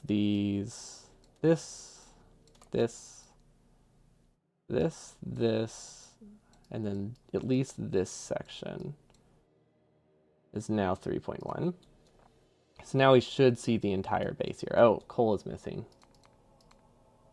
That's fine. Coal is supposed to be way earlier anyway. Like 2.3 probably. Actually, no, it's fine there. But yeah, welcome, Arters. Realized we kind of forgot uh, power, power poles. Just any of them. We have them in the outpost. I was thinking so much about the outpost. I completely forgot we just had none in our main base. So we needed a little bit of medium poles, a little bit of big electric poles, not much, really just enough to connect outposts, so, which is why they're just kind of shoddily thrown in the middle here. I don't think these sticks actually make it through to my base. I'm looking at this now, and we build the sticks early for rails, but we don't actually send them through. So we still need to send other stuff to stage 3.1. Where are the sticks side loaded? Here and here? We just need to change this belt to be stage 3.1, and then we should be good. So now if we look at 3.1, sticks go here. They go through the middle, they side load, steel comes around, it side loads. Steel doesn't have an input yet. Where the heck do I get steel from? From the top. Okay, that needs to be moved. Okay, that's fine. That's easy enough.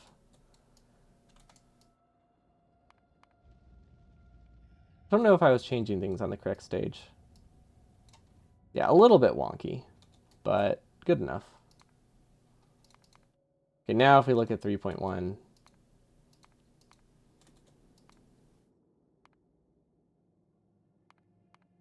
it's a little bit weird. Honestly, we don't need those there for a while. I don't know where those go. Those are supplemental bots later. Okay, so those are fine where they are.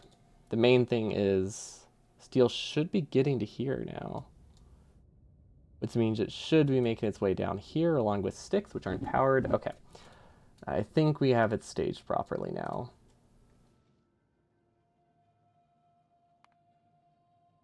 I feel like that's an important side load to force.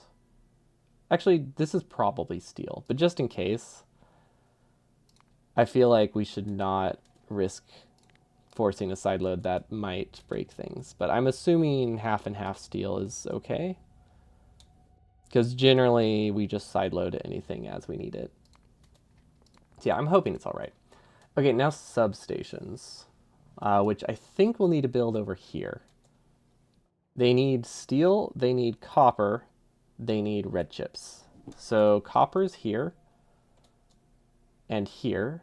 I think we don't need a ton of them, so if we split off copper here, we should be good. Or you can split it in the middle and be absolutely sure. That seems reasonable as well. How late are how late is the substation research? It's purple science, right?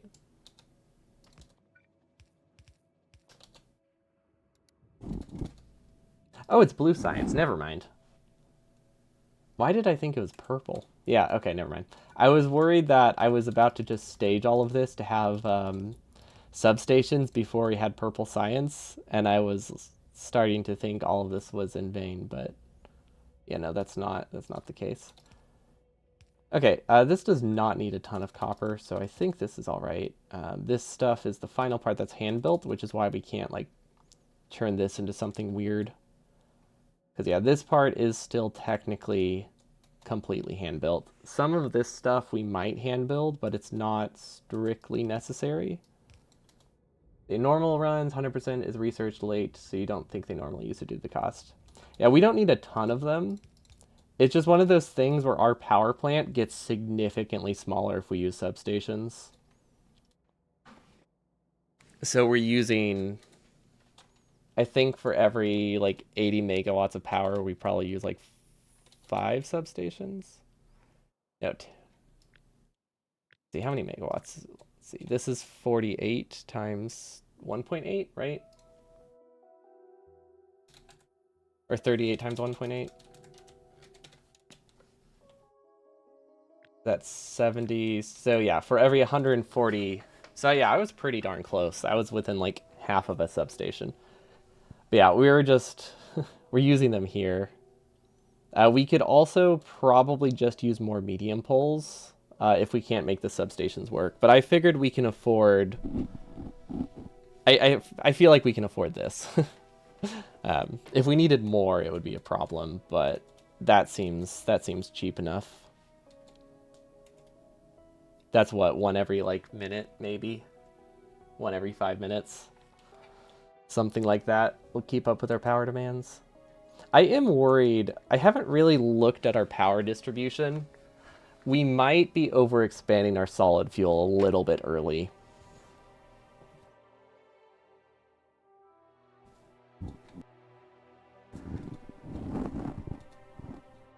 I am worried about that. We might have to stage some of the solid fuel a little bit later until after our first set of power plants is up and just accept that things won't run for a bit. Because everything here... Oh, it needs this train to run, doesn't it? Actually, it might not need that train to run. Depends how I set it up. 3.1, I think, is before any trains. Yeah. So theoretically, these should run from a hand-connected thing. So we don't, strictly speaking, we don't need solid fuel yet. At least not a lot. For earlier yeah, that's also an option. We can just do a couple earlier power plants. My main concern is just... This is like a lot of refineries that get placed really fast. So I want to switch over pretty quickly, but... Yeah, we'll probably just have to make a couple normal power plants and be fine. Also, do these really need the sub... I might be able to remove the substations from these.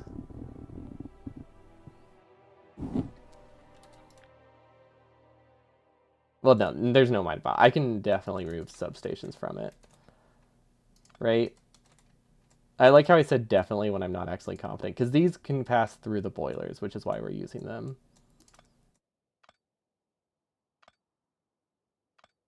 But yeah, if we can remove the substations from these, that would probably work.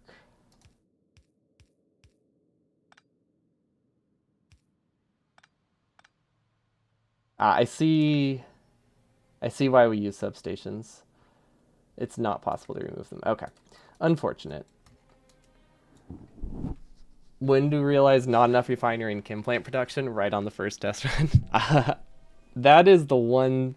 That's one thing I'm not too worried about. We produce like 1 per second. Or we can produce like... Or sorry, not 1 per second. We produce like 1 per minute. Or one... Like for the first like 2 hours where we're not producing any. So we should just have like a really large buffer of them by this point.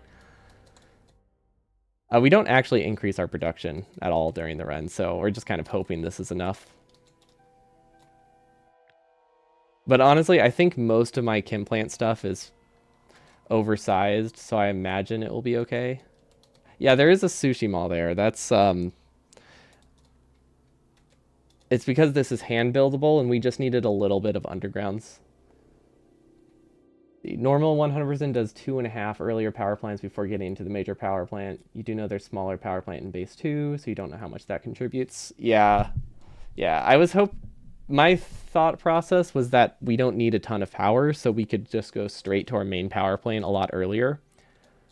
Which is mostly true until we consider the fact that I decided to use solid fuel instead of coal. Then that whole logic goes out the window, because then we start to use a lot of power.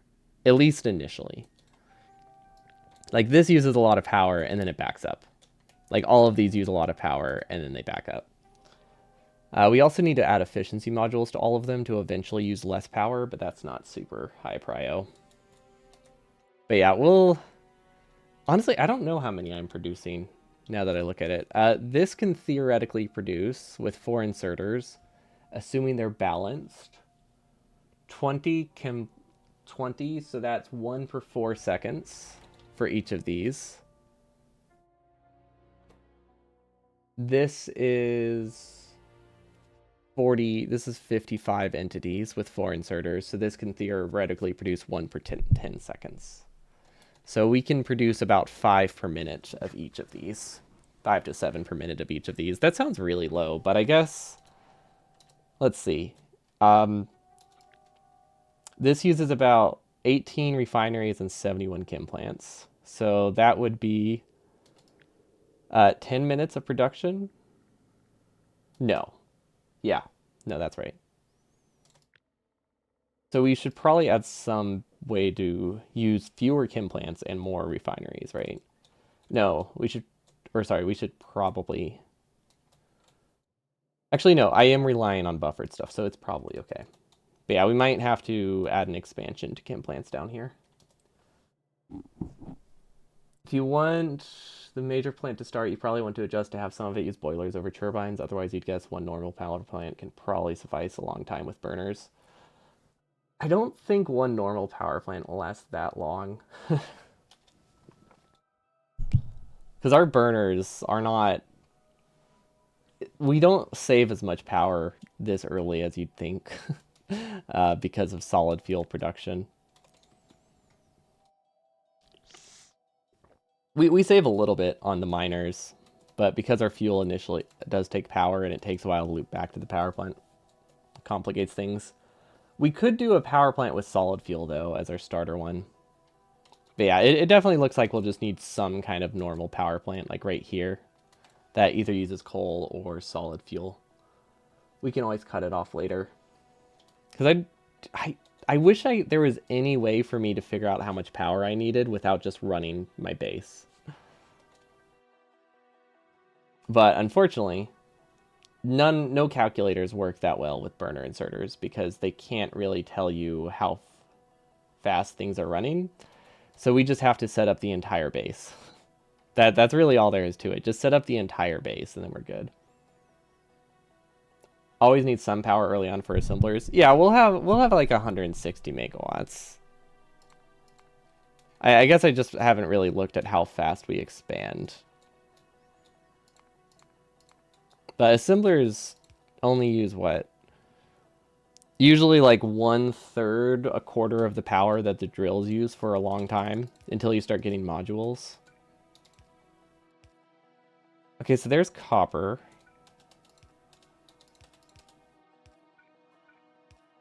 So yeah, I think we'll be able to fit a substation production here for when we get to our actual plant. Now we need red chips, which a little bit awkward to build. Put coal on a non-priority side of a splitter, then later you put solid fuel onto the priority side. Yeah, that's an option. That's easy enough to do. Hand built, or even like semi-bot built. That's easy to do.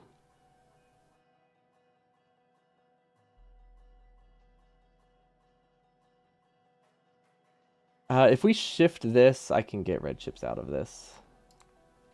Do we have... Wait, do we have red splitters in our mall? Yeah, okay. We don't use red splitters in that many places, but I do occasionally use them.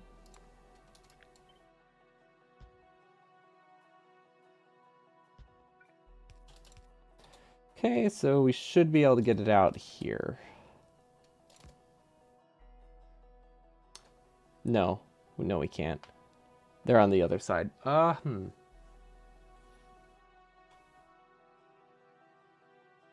Okay, I see the line. We just do this. Okay, and then this we can downgrade to a yellow belt, which I want to minimize how much... Oop, never mind, we can't do that, we can't do that. We'll just accept that it's wasted. That's okay.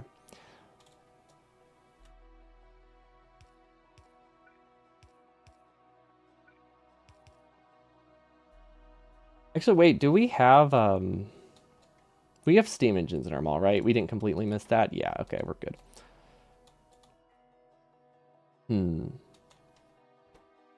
Okay, I need to check to see if these are balanced inputs, actually.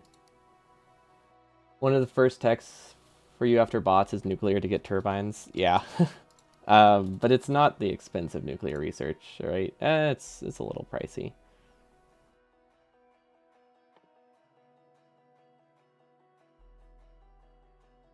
But yeah, we'll probably have to switch over a little bit of our stuff.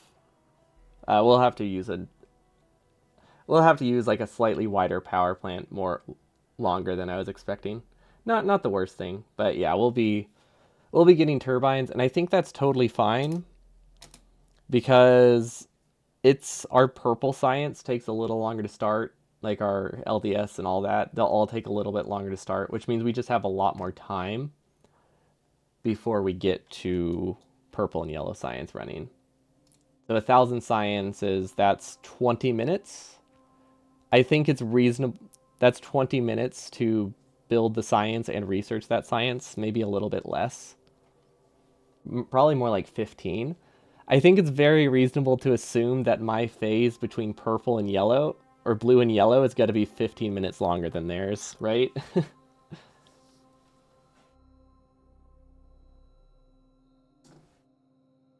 Yeah, really just as long as it doesn't delay prod 3, as long as it doesn't delay um, stack size 2 and mining productivity, we're good. So this thing is pretty early in our tech tree. Or sorry, this thing is like, this is going to be before bots actually, which feels really weird. But, you know, it's really only like, it's also only like 10 minutes of production. So that's before bots. We also have to get mining productivity 2 really early. I don't know how early they get it, but this is also going to be like as soon as we get bots and bot speed, we go for mining productivity, we go for nuclear, and then we go for LDS and blue chips. It's a weird science order. I think we'll be fine. Tacos every day. Oh, oh, oh, tacos every day. Hello, Frab. Welcome, welcome. Thanks so much for the raid. Yeah, enjoy is the word. No, it's fun. I'm just we're going through the base and making sure I have enough production of some things I completely missed. Also, I'm looking at this now. All of these are 5s. There's no possible way for this to not be balanced production, right? Nope. Well, yeah, no, it's pretty much impossible for this not to be balanced.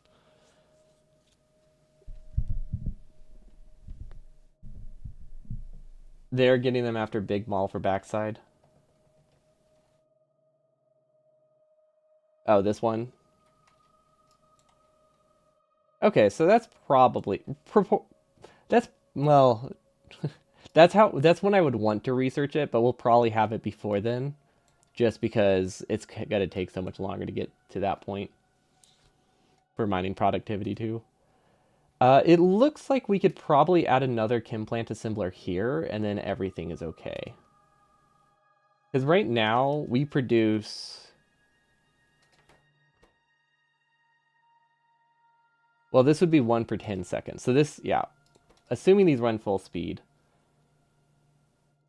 we can produce 1 every 5 seconds, one every 5 seconds between the two of them, which is 12 per minute, which is enough for 1 mining outpost every 6 minutes. You know what? That is a lot more reasonable than I thought it was. This is also assuming that this can get a full belt of all of these, but that's probably reasonable. Steel might be a bit limiting here, but we also send a lot of steel here, so we'll see. We'll see. We might have to lower our chemical plants count in every single rail setup, though, which I think is reasonable. No worries are coming from Pyanodon's runs. This looks roughly equally chaotic.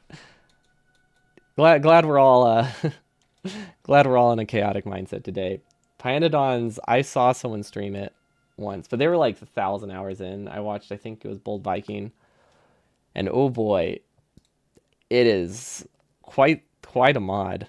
I've only heard about it. I'd never seen it before. But yeah, we can definitely. Oh yeah, we could very easily expand this to get a third. Also, this has a buffer chest, or this has an enabled condition. That's stupid. Well, okay, so the reason I have this is to keep them balanced with each other. I think what I should do is have this not run if this doesn't run, and then have only one of these should have logic, and the other should run proportionally to the other one's count. Right? Because I feel like 300 assembling machines, and I feel like all of these are really small. Well, at least these. These are really tiny. Honestly, I want to keep like 200 buffered. right? Or 100 in each chest buffered. And we don't need, we could do both. These we don't need as large of a buffer, but this I probably want like 50. Actually, no. We've established that I use them in a ratio of 1 to 3, so let's do 30. And then this, that's fine. That's totally fine for those. This I feel like could be 500. Because I feel like we want enough buffered so that way we can immediately do the entire like first half of the run. Actually, wait, I think that's what we already have. Yeah, never mind. Never mind, we already accounted for that. Because we do want this one to be deprioritized over the rest. 200 gives us enough to make it to the first phase of the run. We should have regular assemblers somewhere. Okay, I was like, surely we didn't forget gray assemblers. Okay, and then these are not limited. I will probably do a stack size limit. We also, there's a lot more places where we could use stack size gray assemblers. Huh. I feel like we changed our mind there. So we're just going to delete that because I don't think it does anything. Oh yeah, you can see it used to be a water belt. Then I realized it was easier to go this way. Okay, so these, now that they have a larger internal buffer, they should be fine. This gives us one every 10 seconds of each of these. As long as it's running for like half an hour before you get to this, we'll have enough of it internal buffer to last from here to here. Because like I feel like we need a lot, but we really don't, right? Yeah, 400. Okay, so we need like 800 over the course of a few hours. How many assembler 2s does your outpost need? They need 144 assembler 2s and 72 assembler 3s, but those are produced up here. Most of this stuff is produced in larger amounts in a second mall. The only exception is chem plants, because I'm thinking this is probably enough, but I might need to add more chem plants in main mall. We'll add a note. Limit stacks on stage when inserters are placed, or it would just change limits mid-game. I'm pretty sure that's what I did, right? Did I accidentally switch to the wrong layer again? I think we're good. Did I do this one wrong? No. Looks good to me. So this 2.2 is the start of my base. These are empty. I don't know why. I didn't end up using them. But I'm scared to delete them. But yeah, everything here is placed at 2.2 because we haven't split them yet.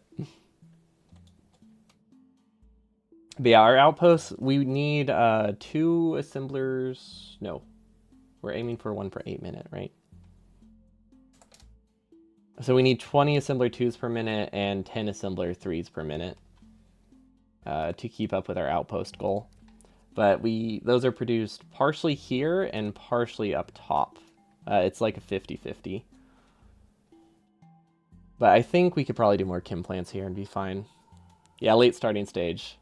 See, that's what the 100% runs are missing. They don't realize that if you just start the base, if you start the run and you already have this much of a base built, you save like 90 minutes. Don't know why they haven't tried that yet. It's massive time save. Just start at stage 2.2. It's flawless. What were we looking for? We didn't technically finish substations right now. We got close. Okay, so steel, we just need to split off here.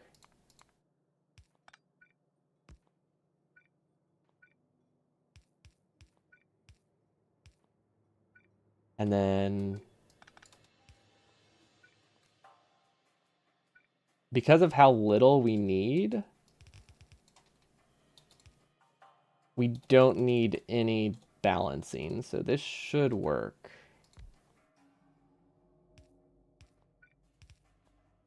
And then this can just go here. And then that doesn't work, but we can make it work pretty easily. Okay, cool. Didn't cost any more entities either. And then this goes here. Okay, so that one technically costs more entities, but that's fine. Do you mean 1.5 hours save for them? Some hard record incoming? Exactly. Because 2.2 is after bot lap. It's basically right after bot lap. So if they can reach bot lap in 1.5 hours, that's roughly this much of the base built. I don't know why they haven't tried it yet. Just wait until they're 100% run and you just... It's literally just a run to see how fast you can produce 20 million green chips. Would that be interesting? How much of the base would... How much would that change? It would remove military science. I feel like that's all it would do, right? Like, unless you just... Unless it was just a run where you started with all the researches, like a wave defense style thing. But this should work. These stack to 50, right? I want to say substation stack to 50. So one stack should be good. But yeah, if there was like if you could just start with all the sciences, I wonder how much the base would change if you were just rushing outposts. But then I realized that like 70% of the resources here are just divided into making outposts, so it wouldn't actually change much. It would just shave off the first like couple hours of the actual 100% run. Maybe save some UPS on researching, but definitely doesn't sound like massive saves. Oh, you think Shoot Just Good is done? Nice. Hopefully we'll get to it next Monday. Unless, I don't know, I might start Janky 2.0 just because 2.0 is just coming and maybe like alternate. Because I do want to try that before 2.0 comes out just so I can have the title playing the game early, playing the expansion early, and it's just us playing Janky 2.0. Or whatever I call it Janky 2.0. It's called 2.0-ish, and it has a mod called Janky Quality in it. But I also really want to play Shoot to Scoot, so we'll see. I could alternate them. Who knows? Maybe I'll finish this, and then we'll have Tuesdays free. Probably not. I probably won't finish this week, considering we still need to do the power. Okay, more chem plants. This is so easy to just do, right? Like, I can increase my chem plant production by just 50% right now. It's 2 orders of magnitudes larger than the original. That's still like, what, a few hundred lines? That is a lot longer than like 7 or whatever. What was it? 7 lines plus like 12 to reverse my controls, something like that. Okay, you know what? Let's do this because there's very little downside in terms of player mechanics if we just extend this. So this would be on stage this. Stage this. Yeah, that's a correct sentence. So we take this and we place it here. And we delete everything we don't need, which is this. It's really just this, actually. Build speed-wise, this is technically faster. Okay, if I wanted to connect the chest, can the wire reach that far? Because that would honestly be the best way to do it, right? Just do a cumulative, keep 200 between all of them. So you would only need like 7,000 of each science. That's, oh yeah, I guess most of the techs aren't that required. I knew combat bots wouldn't be necessary, but you probably also wouldn't need most of the military techs. You need some of them probably. I don't know. They might not be worth researching, but they do help you clear biter bases, so they could be worth it. But you wouldn't need like atomic bomb or anything like that. Coal connection to sushi belt. I thought that was fake. Okay. I guess we do actually need that. Realistically, we can do this. Or we can do this. Wait. Yeah, why don't I just do this?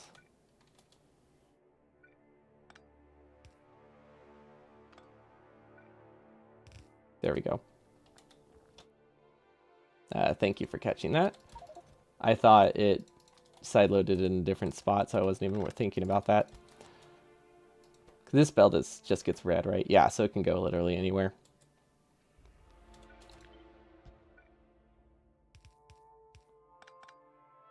I don't... That might... I don't know if that breaks that logic, so we're just going to do this just in case. If you pair instead of alternate the wire... So the alternating is important. It makes it that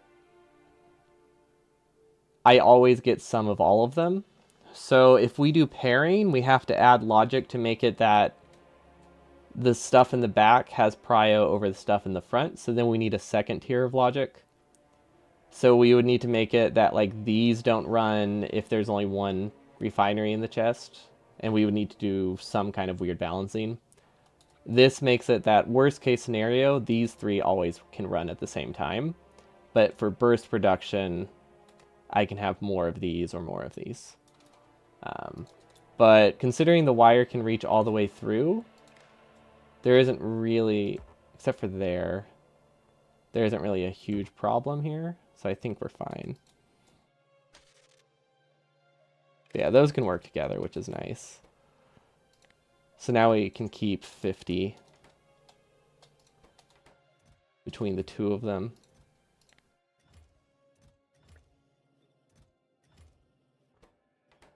We can kind of do the same for these two. This wire doesn't reach all that way, but we can just put it on a random inserter or power pole. That splitter looks silly, not moved. Oh, thank you. It wasn't supposed to be there at all.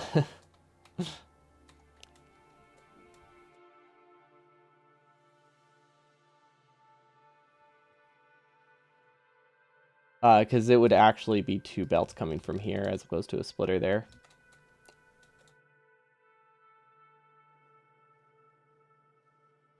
Okay, where was I looking at? Right, we were trying to connect these together.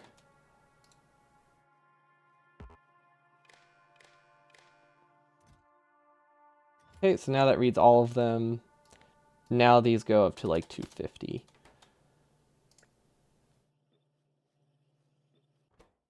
Okay, we are doing it on the correct layer. And then this one can stay.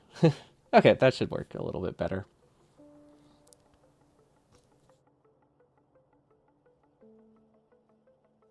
It basically, what we just did, it makes it that this can buffer a little bit more early, because these are probably going to be built later. These might even be built by bots. So the idea here was to make it that if we only build one of them, it can buffer 300. So that's why we changed the logic.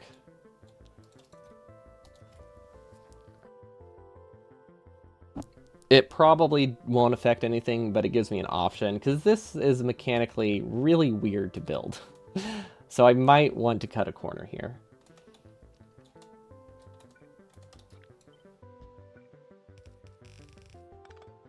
Okay. That looks okay. I like how we have Sushi Science and we have a small sushi mall, and this is one of our own... I think that's 2 of the 3 instances we have for sushi. Now, we do a little bit of sushi for this. We also do a Sushi Blue Science, which doesn't run great, but it is like 30% smaller than not doing sushi. But it also requires me to connect steel at like 8 different points. So you can kind of see how bad it is, if that's the case. Okay, so we got substation set up. We got medium power pole set up. We got big electric pole set up. Okay. So now we haven't confirmed they work, but if this works, this works. Probably. If that one pipe assembler is enough, there should be more than one, right? Yeah, there's 3 pipe assemblers.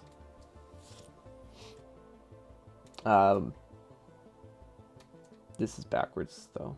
Oops.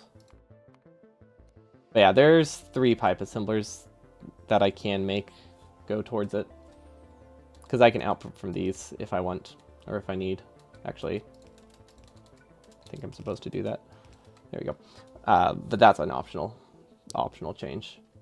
Yeah, this just isn't running because some of the belts got reversed. I think from the staging mod, I don't know. There's some weirdness with belts, and they sometimes... I haven't been able to figure it out, to be honest. It's just, very frequently, undergrounds just become reversed. I don't know why. I don't think I just consistently rotate them that often. Because it seems too frequent to be misclicks. So I think there's some weirdness, but I also don't know what else it could be.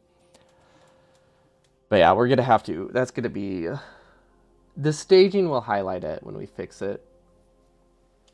Ah, I thought you were just basing it off of how like low it was. Honestly, if the other one wasn't reversed, it probably would have been more clear that it was, more. But yeah, these back up pretty quickly. These back up pretty quickly. And then all of them go towards these. So it should be fine.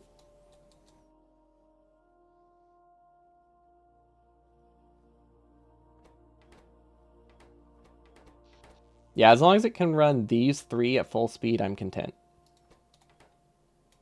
And refineries at like 20% speed on average. We should be a-okay. I think that's what we need to keep up with this.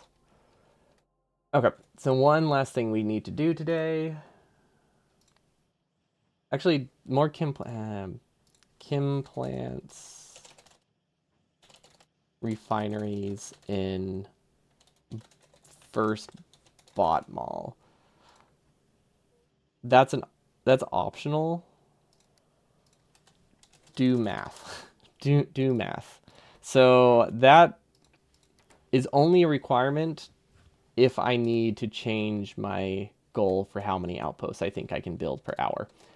Realistically, I think 1 hour to build all of them is about the limit I would have, so I don't really think that will be a problem. I don't see a world where I'm connecting trains for the first time with a controller more than 10 and 1 every 5 minutes.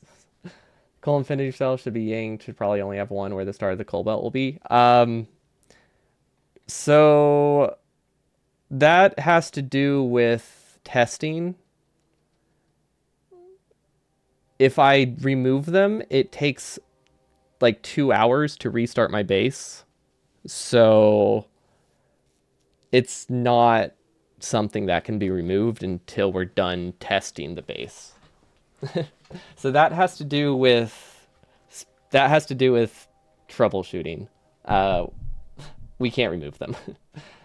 It's not a problem during the run itself because they will be buffering as I build, so that 2 hour window will be spread with my build speed. But if I do it here, it's literally 2 hours.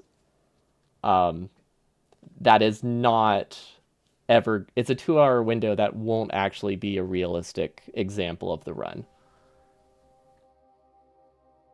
Because I'm trying to start 40 times more builds than I reasonably am in a short window with like 2 belts of coal, as opposed to gradually starting them. So that's why we don't remove them. That's why they're still there. Really, just a whole bunch of burner inserters are awful. But yeah, during the run it'll be okay, because they will take us like 3 hours to get from here to here. So having 4 belts supply these over 3 hours is fine, I hope. Honestly, even 2 might work. I'm aiming for 4. But I haven't entirely decided how I want to do the compressors yet. It's going to be a little bit weird. Because we need to make it hand build friendly, but we also want to make it fast. And those don't go together. So I think what I'll end up doing is doing a compressor every like 4 sets. And just accepting that these ones run a little bit slower. Obviously, a compressor every set is the fastest startup time we can get, but oh, that's expensive. It's real expensive. Yeah, how do I do this?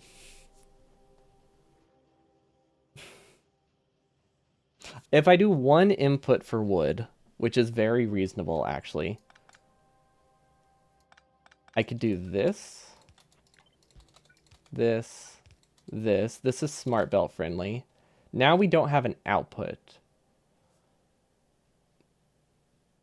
but it's better.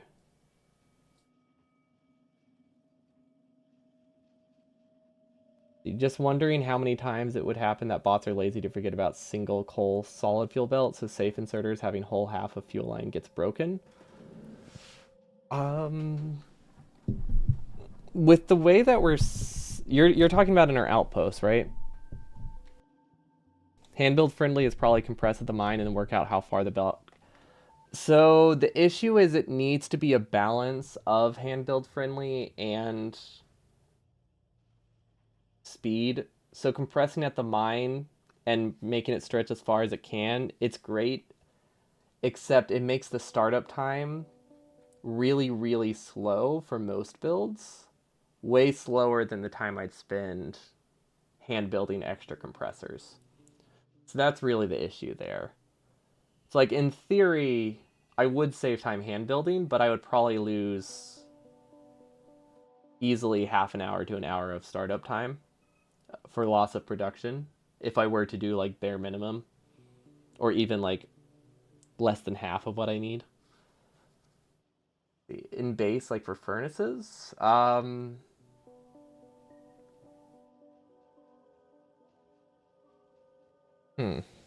I don't follow then. How many times it would happen that bots are lazy to forget about single coal solid fuel belts so safe inserters have whole half a fuel line gets broken.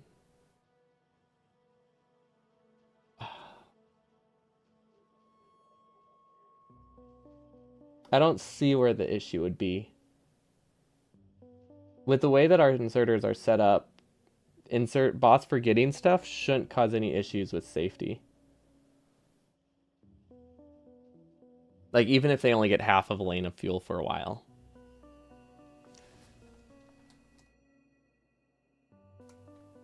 Because like here, this is sideloaded, but it's sideloaded whether or not bots build this or not, right?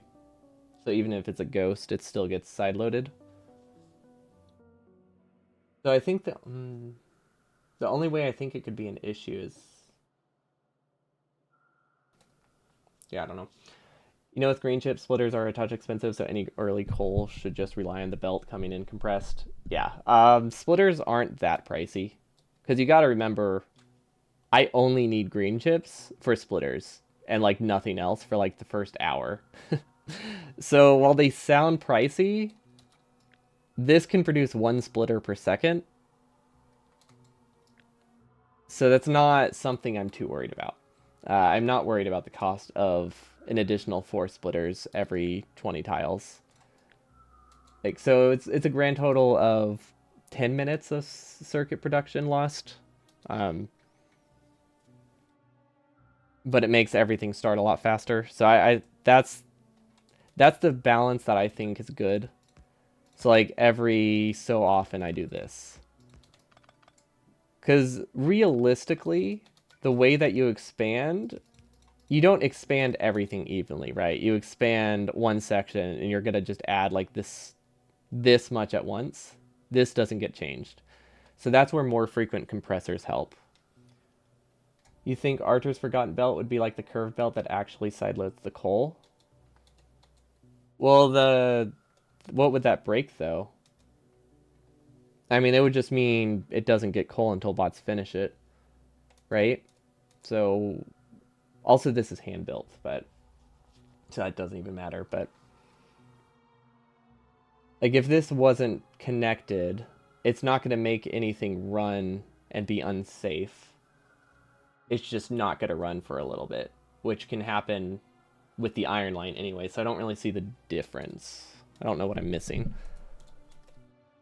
But yeah, a good balance, I think, compressors, honestly, even just compressing 2 lanes together probably could work. Because that is one option. If we treat them as pairs of belts, that drastically decreases how big the compressors have to be, but it doubles how much coal can go into a single vertical section. It doesn't quadruple it, but it does double it. But it makes it half the cost in terms of splitters. So maybe that's the balance we strike. See, not like this for when ore comes first and there's no coal on the line. Oh, so the internal buffer of a furnace is less than 3 items. So if there is no coal on the line, the inserters can't brown themselves out. It just happens to be that the internal buffer of a furnace lane is small enough that it's not an issue. So that's why we don't have to have logic on it.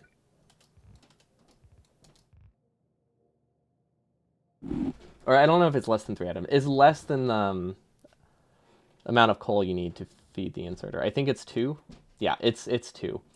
So they still have half of their starter fuel, which they can then use to grab the fuel later. Uh, every single assembler can break from that, which is why we don't have any self-feeding assemblers.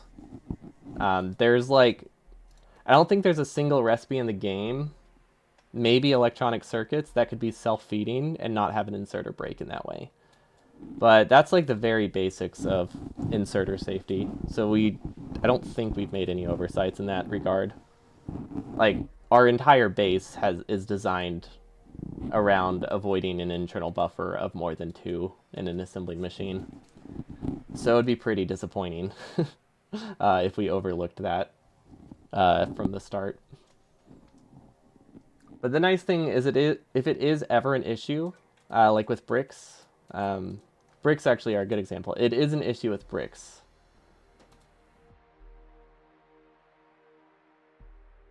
I don't think we have our grenades self-feeding. Oh, for grenades, yeah, we don't have grenades self-feed with iron. So it's not an issue.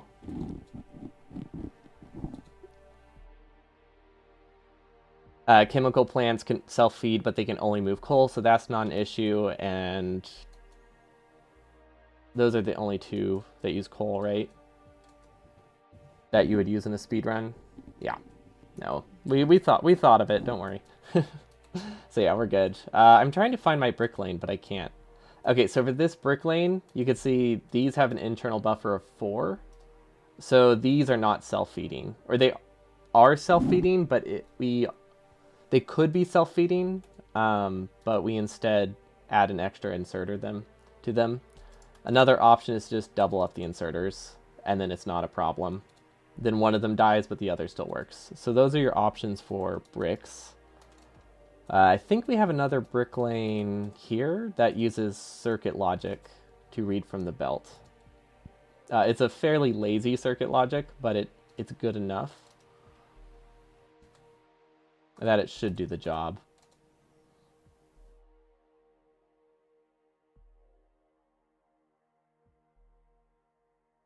I think there are some edge cases where this could break, but there's a fix. We have a fix for that. We could redo it if we change our mind. Yeah, I'm trying to think if there's anything else that's naturally unsafe. Oh, steel is unsafe. So we have belts here that stall the belt if coal isn't on the belt. This is also hand built, so we don't have to worry about bot building here. But steel is unsafe because the internal buffer is 10. So we could either read from the belt or we can stop the belt. If coal isn't there, we also have a set of prio, and since we're hand building, we can also just make sure we build this first. So steel has like 3 safety nets. This is a problem solely because of the stage mod. Yeah. Honestly, worst case scenario, if the burners brown out, we just copy these and paste them. Or we're at an example. We would just copy this and paste this on the entire lane. And we would just make it that all of them have backup inserters. So that way it's not a problem later. But yeah, these are all blinking because they're a red belt. But this is a manual red belt that's done after fuel is backed up. So this gives a weird... This makes it look a lot worse than it is. But this is the only part of our base that uses a red belt with self-feeding inserters. But it's also the only part of our base that's guaranteed hand built. So it just, it breaks every single time we reload the stage. End of the line can grab enough stone before everything on the line gets their part of solid fuel if there is a full solid belt coming. For those showed brick.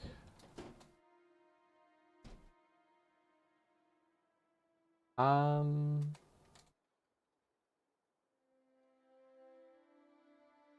Maybe? I don't know. It hasn't broken in any of our tests. So I think the likelihood of it is pretty low.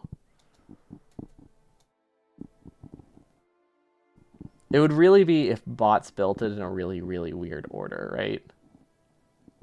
Well, actually, the issue would be that this activates as soon as solid fuel passes through it. So what we should do is we should just read from a second point like here, and then it's not a problem. So if we read from 2 points, I think it fixes it. So now we do solid fuels greater than 6 between the 2 points. Actually, let's do it later on down the line. Let's read it here at the end. So now we do this greater than 6. Now it's incredibly unlikely to break. Like, pretty, yeah. Greater than 6, greater than 6. Yeah, that should be fine. So between the two of those, it should work out. The only way it would break is maybe if an inserter was placed before any of the logic was set up. Reading at just the end doesn't necessarily work.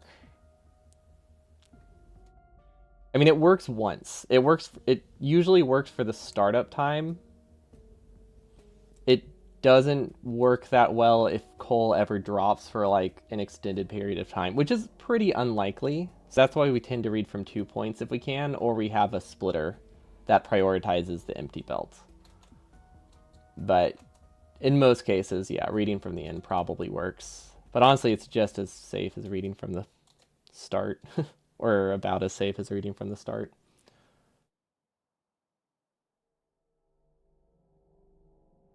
It's definitely more safe, but it's not a significant difference. If it was a full belt of coal going in, that would be a different story. But it's like half of a belt.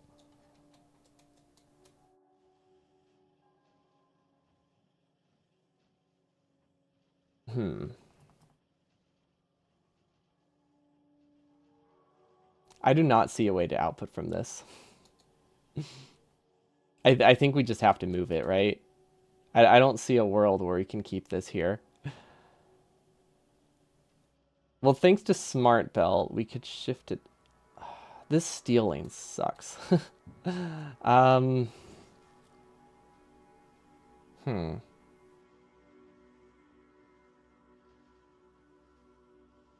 Is there something creative I can do with this? No. Well, I could use a red belt.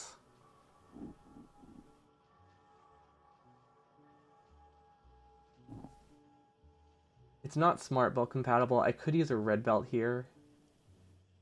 That would allow me to put a splitter here, which doesn't really fix anything. Oh wait, okay. If I'm fine using a red belt, I could do this. Yeah, if we just accept that it builds slower, we probably have an output we can use. That might be worth it.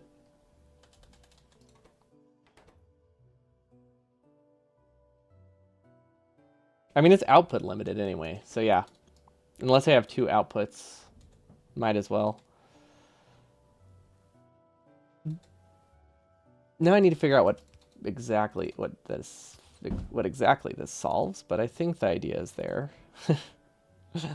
um, Maybe staggering it was a good option. And then this could be... Sounds like lack of storage.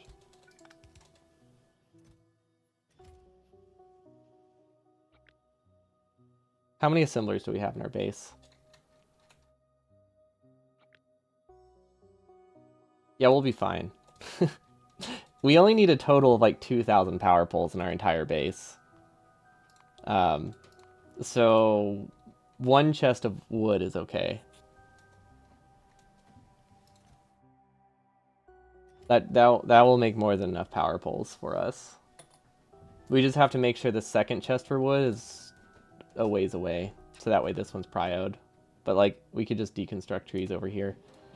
But we only need 1,000 wood for our whole base. We don't use many power poles.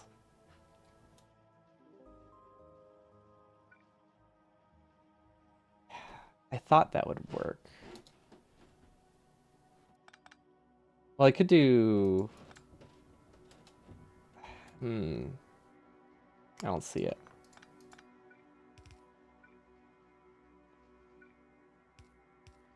But yeah, our power pole cost is very, very low.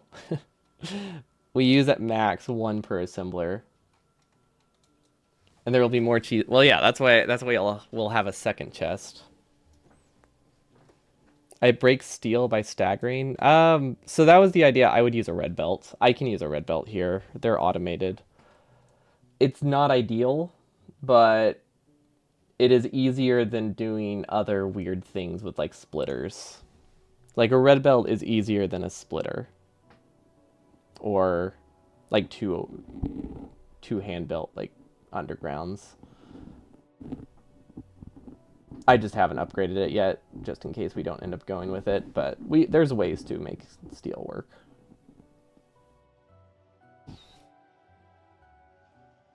I mean, I could theoretically delete one of these. All you did was move which side of the wood chest is on, still didn't output. Well, yeah, that's why I deleted it.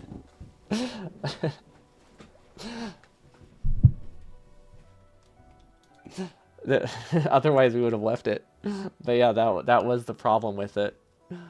Um, we could stagger this. That's an option.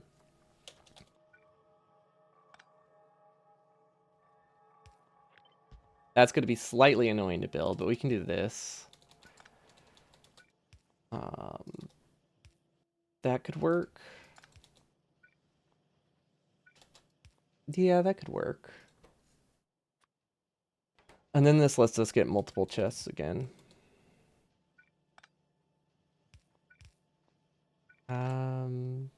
Input. That's literally useless. Let's not bother. Yeah, it's not great. It's going to be really annoying to build in terms of like pattern recognition, but it's not the end of the world. What's the internal buffer of this? 48 slots. So this is 2,000. So one chest is like our entire base worth of power poles. Okay, that's good. I mean, that is just a rough estimate. We might need more.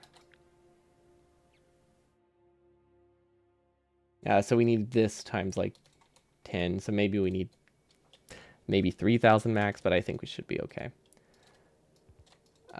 But now we can do two. Ooh, we can do 3 chests of. Well, okay, we can do 3 chests of power poles if we are okay, or 3 chests of wood. Where the heck is wood? What tab is wood under? Oh my god, it's literally the first one there. Let's ignore that. So I can do 3 chests if I'm fine with using a red belt. If I want it to build faster, I can do 2 chests. Those are my options, I think. Either way, this only needs 1 inserter if it only needs 1 output.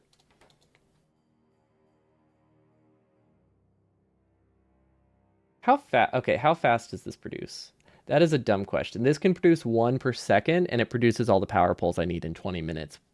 I don't think I need to care about the output speed of a power pole.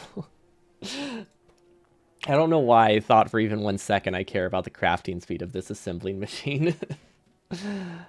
So it's really just how much wood do I want to buffer before they start going to a different chest. This is enough for... It's a 1-to-2 ratio, right? They both stack to 50. So these two are enough for 10,000 power poles. Yeah, I think we're good. If I would be pretty impressed if my power pole placement was so bad that I somehow managed to place 10,000 of them in my base that doesn't use electricity. I mean, it's technically possible.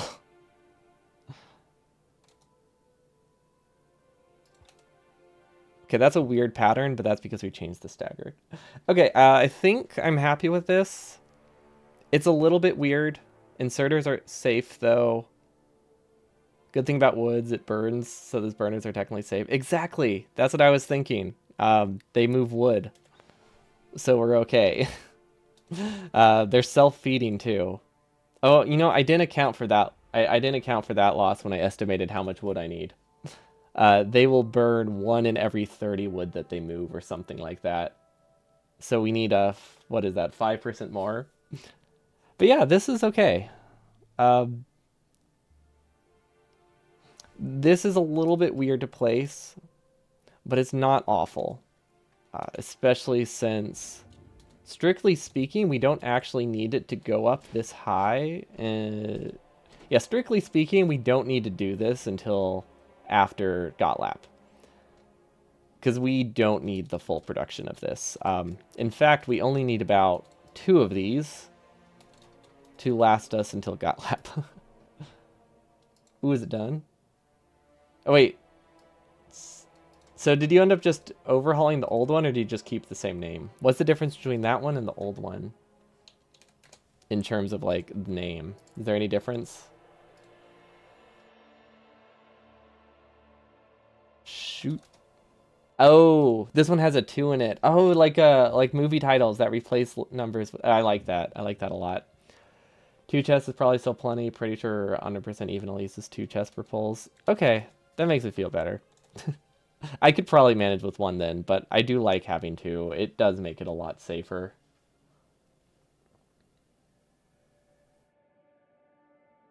Yeah, I think we fixed our power pull situation. Now, admittedly, we were a bit lazy, but we did fix it.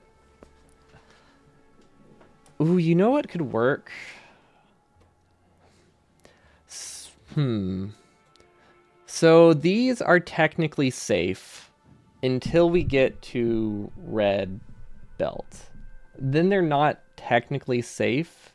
They're only safe if fuel is backed up. So there's a couple ways we can go about it. We could put logic here that only adds iron if fuel is backed up, or if there's fuel in this belt. So that's fairly easy to do. And it only requires a couple circuit connections. The other option is to read from the belt in front of it. Now, I would never do this for an entire outpost, but that would be 500 and I don't think 500 separate circuit networks is good, even if it's just for my starter base. So I don't think reading from the belt in front of them is a viable option. What does this do? Oh, that's just a marker. This is telling me how far I have to upgrade the red belt. Like in 90s. Exactly. It's exactly like 90s movies. I love how they always incorporated the number into the name. You see a couple movies still do it these days, but it's less often. If they turn unsafe... Oh, that's a good point. By the time that they're unsafe, I can very easily... Also, actually, hold up. I could just run in a straight line and hold left click. And I would have to make sure I don't run into belts as I do it, which would be a little bit difficult. But I would not take much effort to manually add them. Maybe a minute, maybe 2 minutes to upgrade the whole thing. Too fast, 4 furious? Is that what it's called? I hope they didn't call it Too Fast, 4 Furious. But I could see them doing that, too. Apparently, there's a game called Too Fast for Noms. Never heard of it. Yeah, that's the other option. We could have bots add the inserters. It could just be an optional blueprint. Because, like, it's one of those things where the likelihood of it happening is it's almost 0%, I would say, because this is a prioritized coal belt that has enough fuel to supply all of these at highest priority.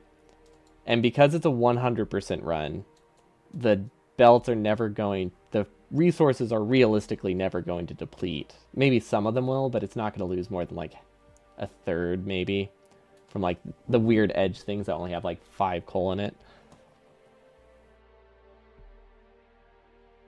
So the only way it would break is if I rotate a belt and also rotate every belt of the compressor, or like for an extended period of time. And I think there's other issues if that happens, so we should be good. The fact that we have a recover option is nice. Okay, now I'm second guessing this. What if likelihood is unknown? Well, no, I just the likelihood is pretty well known. Uh, I know how I'm going to set the priority, and I know how much coal it needs to run these. So that part is something I do know. It's the only way it can break is if I personally destroy multiple belts, right? Like there's no uncertainty outside of do I think I'm going to accidentally break an entire lane for multiple minutes. The infinity chests aren't changing that at all. By the time the ores are on the edge deplete, you'll probably have enough mining prod to keep the belt. Oh, that's true. I will have mining productivity.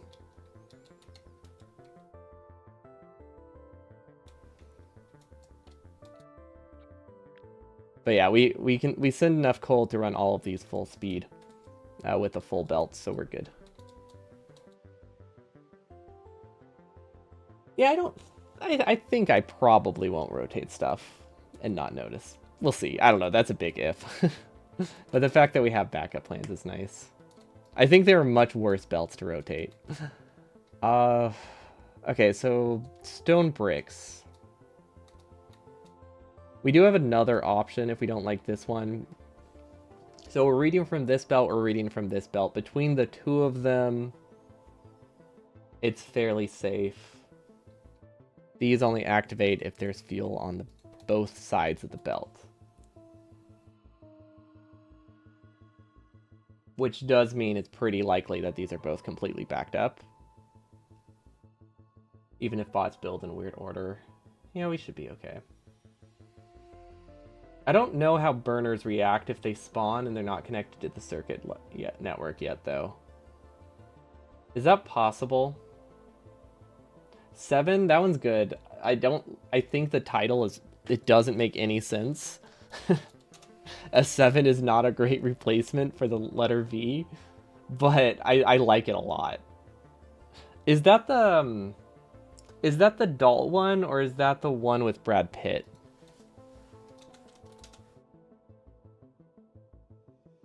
Because I know there's like a weird doll movie that I think has a similar title.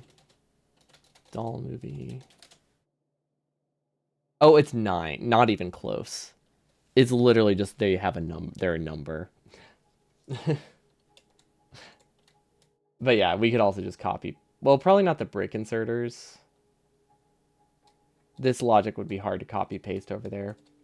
But we can copy. Oh wait, these brick inserters, right? Yes, we could copy paste these. We wouldn't even have to like hold shift or anything. In our original design for steel, we actually did something like that for steel. And then we set up this, so we were able to save some inserters. It's not a huge deal, but I do like this a little bit more. Although it doesn't actually save building speed, so there's a good chance I'll just do this anyway. Because it's basically throwing away 24 inserters for no loss in build speed.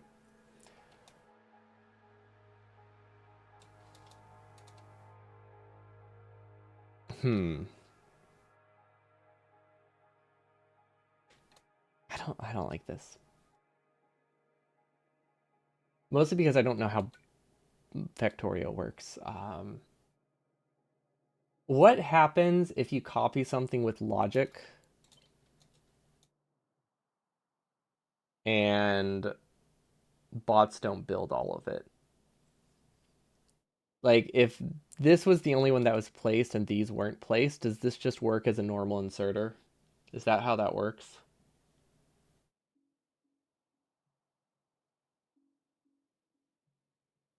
Or does it spawn with its own? Does it still have? Does it spawn disabled? Because I could probably test it. It seems very annoying to test it. It's okay. So it starts disabled. Okay, I was worried that if it didn't start connected to anything, like if it spawned like this by itself, that it might spawn enabled.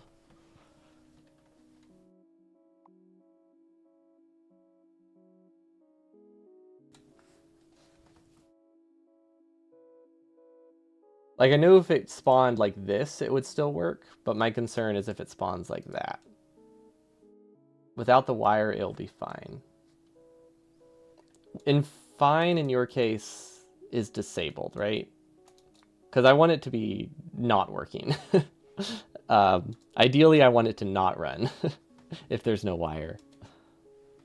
Okay, so it sounds like no. um, hmm. We could double up the inserters. We can't add fueling inserters, but we can double up the inserters. That would work. It doesn't look like them all. We were working on them all. Want to see what we made? We made this.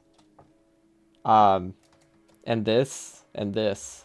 Because we had a very limited amount of space to work with, and I needed to add an iron smelter for a whole lane of iron.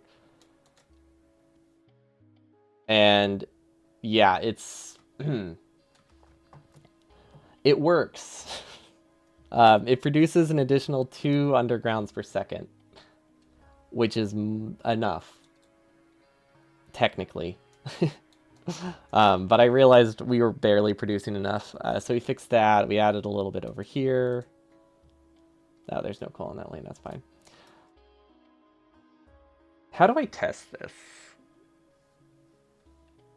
It worked. That's fair.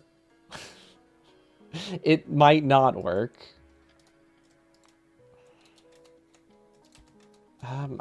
If I do, okay. I know what to do. We take a bot. We put a single bot in the network. We give it all the power it needs. And we give just one guy. He's doing his best. One guy doing his best to figure this out. We give them a storage chest with very little stuff in it. Oh, wait. Oh, you know what we can do even better?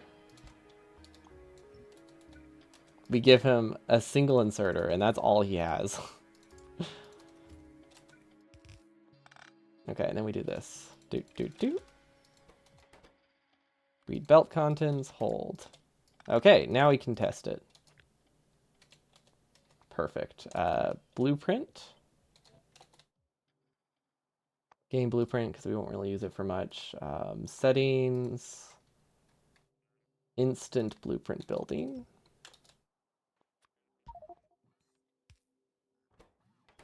Okay, yeah. As expected, I'm assuming it's going to work, right? Yeah. Okay, so technically our brick lane can die. Well, actually, no, it can't, because it can't get coal, right? This one can die. This one can die. But since we're reading from the end, it should be fine, right? I'm trying to... So this doesn't get anything at all if this isn't placed. So this is safe. These are safe. This belt, these inserters have to be connected to a network. Or they at least have to have fuel. Now there is the chance that it skips an inserter. That seems pretty unlikely. This situation seems more likely. So what if we read from a third belt? Oh, actually, I don't know how much I would read from that belt.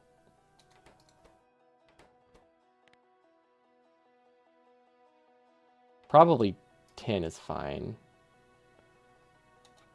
Yeah, inserters can die if it misses an inserter on both sides. I think that seems pretty safe. Like, I think that's within the realm of...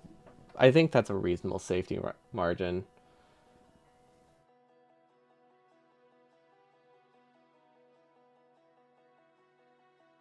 We could also just double up the inserters and give ourselves an even more larger safety. Well, we can't double up every inserter. We can double up a couple of them. Yeah, I guess that's not better. But yeah, we realized too late that we needed bricks here. That's why it's we are limited in our options. Yeah, it should be fine. Inserters can die means inserters will die. I don't know. We have like 4 safety measures in place. I think we're okay.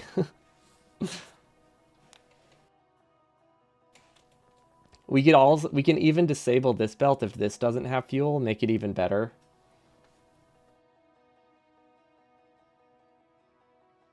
We can also just replace the inserter. That's also an option.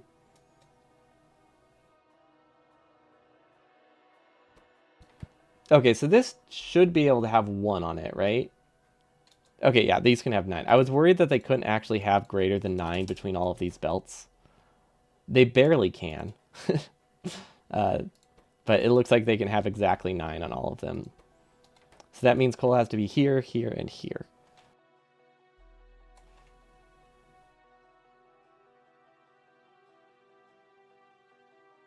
So as long as they're connected to something, it's fine. Perfect. I think we have enough safety margin in there to not worry about it. Our outpost, I think, technically can have issues with that, with inserter safety.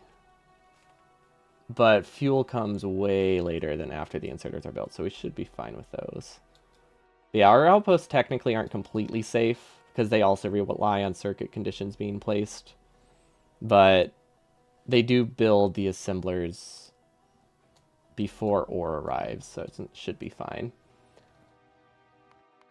I mean, really, unless we have every inserter with logic on it, should be fine is the best we can get. We need a full second base just in case the first base has a single failure.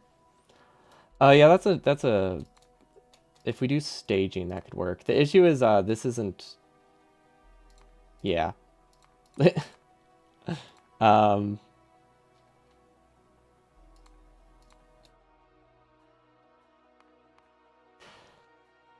we can make a note of that, but we can't do anything right now with staging to make it work. But yeah, I like the idea of an entire backup base. That's a fun option.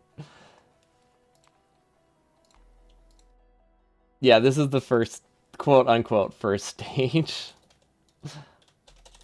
Stage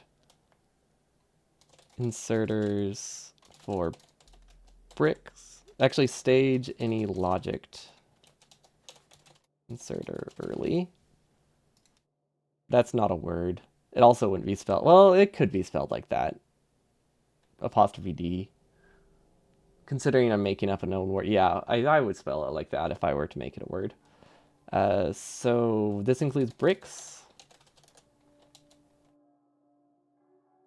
GC outpost. Technically the mining outposts, but they have 10 minutes to build before any ore moves, so that should be fine. They have a long time to build. I'm not worried about those, actually. So really just bricks, GC outpost.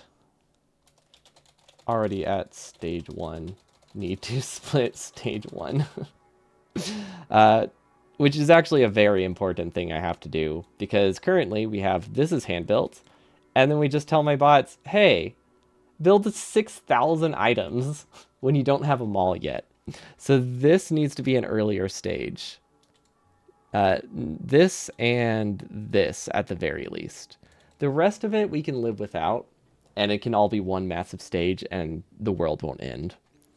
But this definitely needs to be its own stage, because this is like 1,500 entities, and this is what produces all of our undergrounds. This can wait. Most of this can wait. Most of this can wait. Yeah. So we should definitely stage that. I think that's actually really it. Most of this is hand built, so it doesn't really matter in terms of bot count. This isn't technically hand built, but it's a small enough entity count that we can just leave it. This definitely is not supposed to be built now. But if I had to guess, I looked at this and I'm like, I need coal to go an early stage, a stage earlier, and I just sent all of it to stage 2.2 and didn't track the coal belt because it's a lot easier. But yeah, it looks like we now can produce a power plant. So looks like when we play Friday, Thursday, what day do I stream? Friday. Yeah, I don't do Thursdays anymore. Not until hopefully after October I can start doing Thursdays again, but we'll see. But basically, we need to work on the power plant next. So we need to figure out how much power our starter base takes, and by starter base I mean the first 3 stages. And that's how much has to be powered with traditional steam engine power. After that point, we can switch to our chemical plant direct feeding power plant. But before then, we have to use either coal or solid fuel, a regular belt of fuel, and a regular belt of coal. Lecture base have belt production and hand build stage for first bots, and first stage are only yellow underground, second one steel and furnaces. Yeah, they were able to get belt productions. Yeah, theirs is a lot smaller in terms of entity count. They can even like help with the starter model. We can't help with it at all, unfortunately. We're hoping this is enough for bots to start it, which it should be. But yeah, I think we need to do this early, and then I want this as the stage after it, and then I want this stuff is currently what I'm thinking. But it's hard to say. It really, the only thing I know for sure is this needs to be its own stage, which is still like 1,500 entities, which feels wild. But that's stage 1. And then this is going to be outside of the hand-built stage blueprint, but I don't care that much about these, I don't think. Labs are honestly, most of these, the stuff that we really need is already in the mall and should be buffered, so yeah, I think we can be pretty relaxed about that.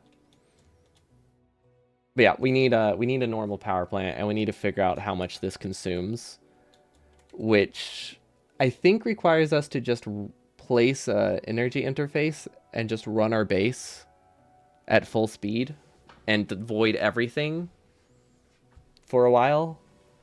I can't think of another way to do it because we can't count the assemblers. I mean, if we could get a theoretical maximum, but that is so far from accurate that it wouldn't even be worth it. Because like right here, right? This is going to use up to 150. So this would be 6 megawatts? 60 megawatts for assembly machines. Most of these run at half speed or idle. So it's really more like 30. These probably will run at full speed for a while.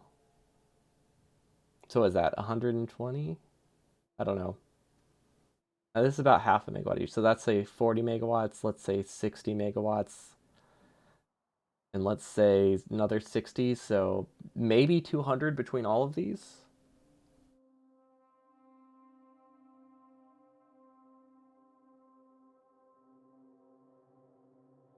Yeah, that should be fine. That's a lot less than I was expecting. Oh, you know what? You know why I was expecting more? Because originally the power plant was stuff didn't start being built until this stage, which is like 3 times the power. That's why. Because this is a much more intensive stage than this one in terms of fuel production. Derek ripped like 7 runs this month by placing 2 fast furnace productions, so was just missing 1 underground to produce more undergrounds. Oof. And he blamed his prod one on patch upgrade. I would blame it too. Definitely blame the new thing. But yeah, that's only ripped in the sense that it was slow, right? Like, it's not like a hard stop to the run. It just makes it that he loses like maybe 15 minutes or something,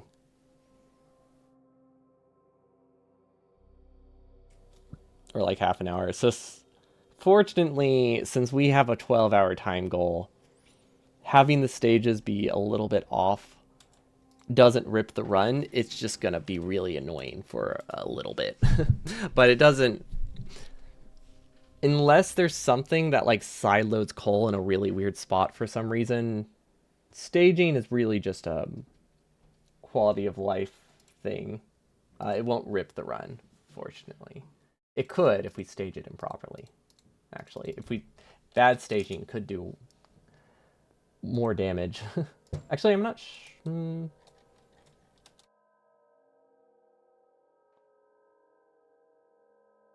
Lost 15 minutes for world record seems unrealistic, just for bots being more dumb than normal. Do you think it's less than that or more? Also, there's something I wanted to test. If this has coal,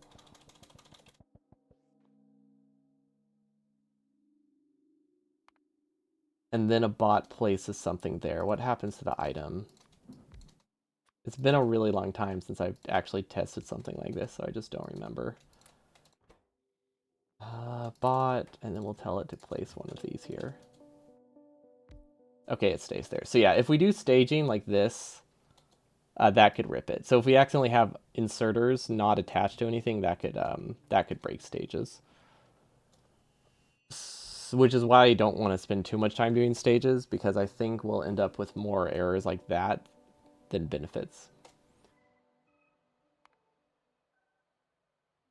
But yeah, the nice thing about being real slow is that we'll spend like 3 hours just getting 2 bots, which means this will buffer like 2,000 undergrounds by the time we actually need them. It doesn't sound like an advantage, but you know, it's a benefit.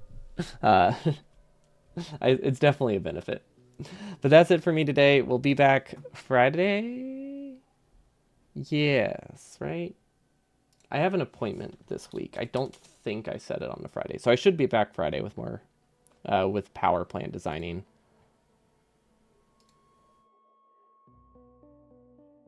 What day is it? Yeah, okay. Uh I knew the date, but I didn't know the what day of the week it was. Okay, so yeah. Friday. We'll be doing more stage burner designing. Thanks for the help. Thanks for pointing out some mistakes. Uh that's always appreciated. But I feel much better about some of our inserter safety now, and I'm happy with the backup plans we have too. I mean, it's nice that early on it's very reasonable to fix them. It's really just the outposts that need to be safe without player intervention because they're so far. But hope you all have a wonderful evening, and I'll see you all next time. Peace.